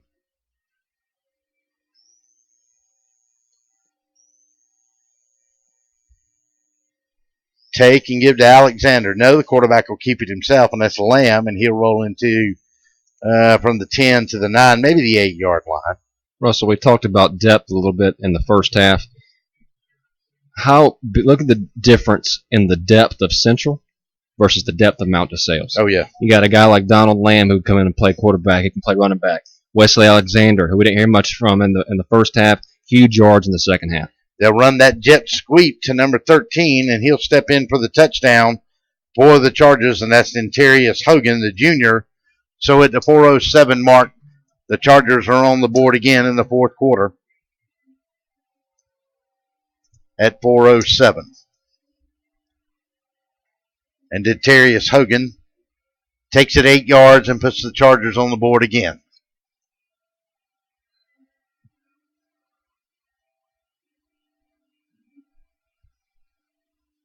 Well, this has been nothing short of a disappointment for Mountain DeSales, and Central will be happy with this one as the snap was botched. He's going to and they're going to go for 2. It's dead. Play it's dead. Dead ball, yep. And the score is 48-7. Timeout on the field. 4:07 to go in this first one. All Chargers 48-7. We'll be back after this timeout. Hey folks, Russell from Gridiron Game of the Week. When you get ready to buy a new car or a newer automobile, there's always the dilemma of what to do with your current car. Well, that's where You Park 'Em, You Sell 'Em at 3306 Vineville Avenue comes in. You Park 'Em, You Sell 'Em is the original automobile dealership with the owner in mind. For 18 years, You Park 'Em, You Sell 'Em has been the only alternative to giving your car to a local dealer on a trade-in or trying to market your car yourself. So when you get ready to sell your old car, give them a call today at 254-6310. That's You Park 'Em, You Sell 'Em, 3306 Vineville Avenue.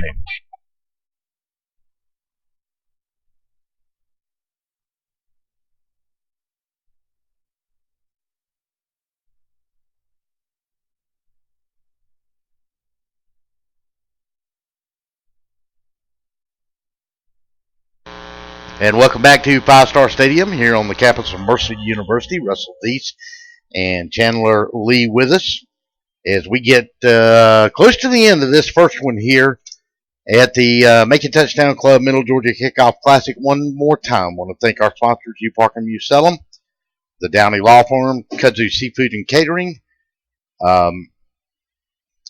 Lee, we'll get through this kickoff here and I'll get back to it. The Macon Touchdown Club, BT Media Productions, and Middle Georgia State University. Cavaliers will return it up that far side, get it across the 35, and the clock will continue to roll at 3:54. Don't forget, at the end of the game, we're going to come back.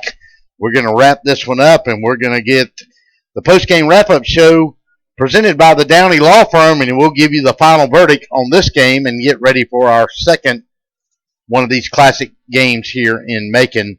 And Chandler, right now at this point, the Cavaliers just probably just need to get out of here and just see what kind of, first of all, damage been done to their offensive weapons, and number two, go back to the drawing board a little bit, maybe not too much. Wide open out here, number 24, Chad Larkin, and he'll take it all the way into the Chargers' 39-yard line, and that's where they'll mark him. So probably one of the prettiest passes that Gilchrist thrown all night. Yeah, and you probably got some Charger defenders out there that are young and missed coverage there. I mean, he was wide open with nobody around him within 10, 15 yards. And let me correct that. That's Connor Gilbert, the freshman quarterback that made that throw. So, Coach Hatcher knows this ball game's over. There's a flag on the play. Looks like it's going to be possibly encroachment on the defense.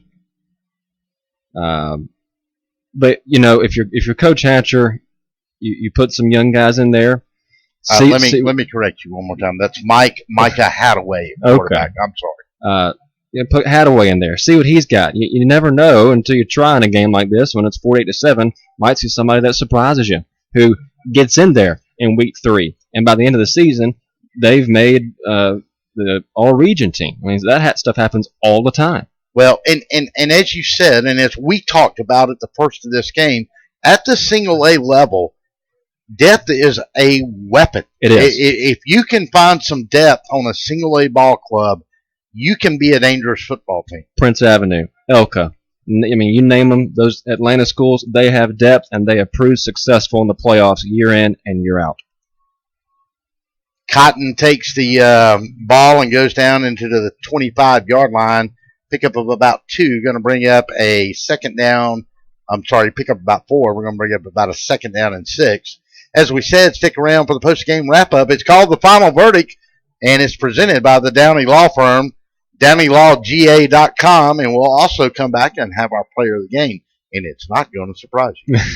And a lot of fans filing in for the second game. Howard fans filing in. FPD fans filing in. Getting excited for part 2 of our double dip. Nice little throw out there that time by Micah Hadaway to number 11, Brady Poole on the sideline. He threw it low and flat, and good arm strength by the freshman to pick up the first down and move the ball and move the chains into the 19-yard line, 18-yard line. That's what Coach Hatcher wants to see. Those Absolutely young guys he does. getting up and down the field. Going to throw it again, and he short hopped that one, but I think he looked at the linebacker coming from the inside, Yep. and mentally that stopped him from completing the pass. He had the arm strength to do it, but he stopped his motion. Yeah, he did. He gave up on the pass, and he had Larkin wide open on a slant going across the middle of the field, but as you said, a little bit of an intimidation factor there from the defense. You'd expect that with a freshman at quarterback. 48 seconds to go in this one. The inaugural game here of the Macon Touchdown Club Middle Georgia Kickoff Classic. We got a flag, and I'm sure that's some movement on first down inside the 18-yard line for the Cavaliers, and they're going to get encroachment 5 yards against the Central Chargers, and that's going to move it down to the 13-yard line, and that's where we'll have second down and 5. And the clock runs in. No, they're going to stop it. No, they'll run it now. 40 seconds to go. Running clock. Hadaway is your quarterback. In a shotgun. Take, look, going to give to Cotton. Cotton's going to go inside, and he's not going to get much room, and he's going to get back to the line of scrimmage along that 13-yard line, and that's about it. 28 seconds to go. Well, as we got to get ready, and we're getting late in this game, I think, Chandler, it's probably time for us to go ahead and name the DSBN Gridiron Game of the Week Player of the Game. And I'll let you do the honors because it's pretty easy here as we have a true consistency as we're going to throw deep in that corner and a touchdown pass to number 4, Coleman Roberts. And so Micah Hadaway from 6 yards out on the next to the last play of the game with 3 seconds to go. Hadaway completes it to Coleman Roberts for a touchdown. Nice throw by the young freshman. It was a nice throw, and for Coach Hatcher, that's positive momentum despite being down by such a big margin. You want to see that as the extra point is coming up. Extra point. Murphy to kick it. Snap, touch, kick is up, and Good. He followed through. Is that good? Yes, Yeah. It is. So with 3 seconds to go, it's 48-14, and we're going to keep it right here. And I'm going to let Chandler Lee tell us about our fine player of the game for DSBN Sports. Well, there's no doubt about it for Central. If you're looking down the roster, you don't have to look very far. It's Mr. Antonio Sanders. What a ball game. 1, 2, 3, 4, 5 touchdowns in this contest. He had 2 in the first quarter, 1 in the second quarter, and 2 in the third quarter. What a terrific ball game. If we had a statistician, he'd probably be over 200 yards rushing, I would guarantee it. Yep. He had just a tremendous ball game after a kind of a shaky start for Central. The quarterback, Jones, relied on Sanders to get Central down the field, get them points, and create such a big separation, and ultimately get this victory for Central. They're going to go 1-0, and Mount DeSales is going to fall 1-1. Yeah, a very good job. First game, Coach Hicks is not going to, and his staff's not going to be pleased with all the penalties, all the miscues, and in all seriousness for both teams, but especially Central, it's going on the whole ball game, so he's not going to be happy about that. Right. Even with the big lead and young kids coming in, you don't want the penalties, and I don't know what the numbers are on this field today, but both of these teams had a lot of them, and there was too much yellow on this field. But you take away that, the quarterback for the Chargers, Stephon Jones, and he managed the game well at times under adversity.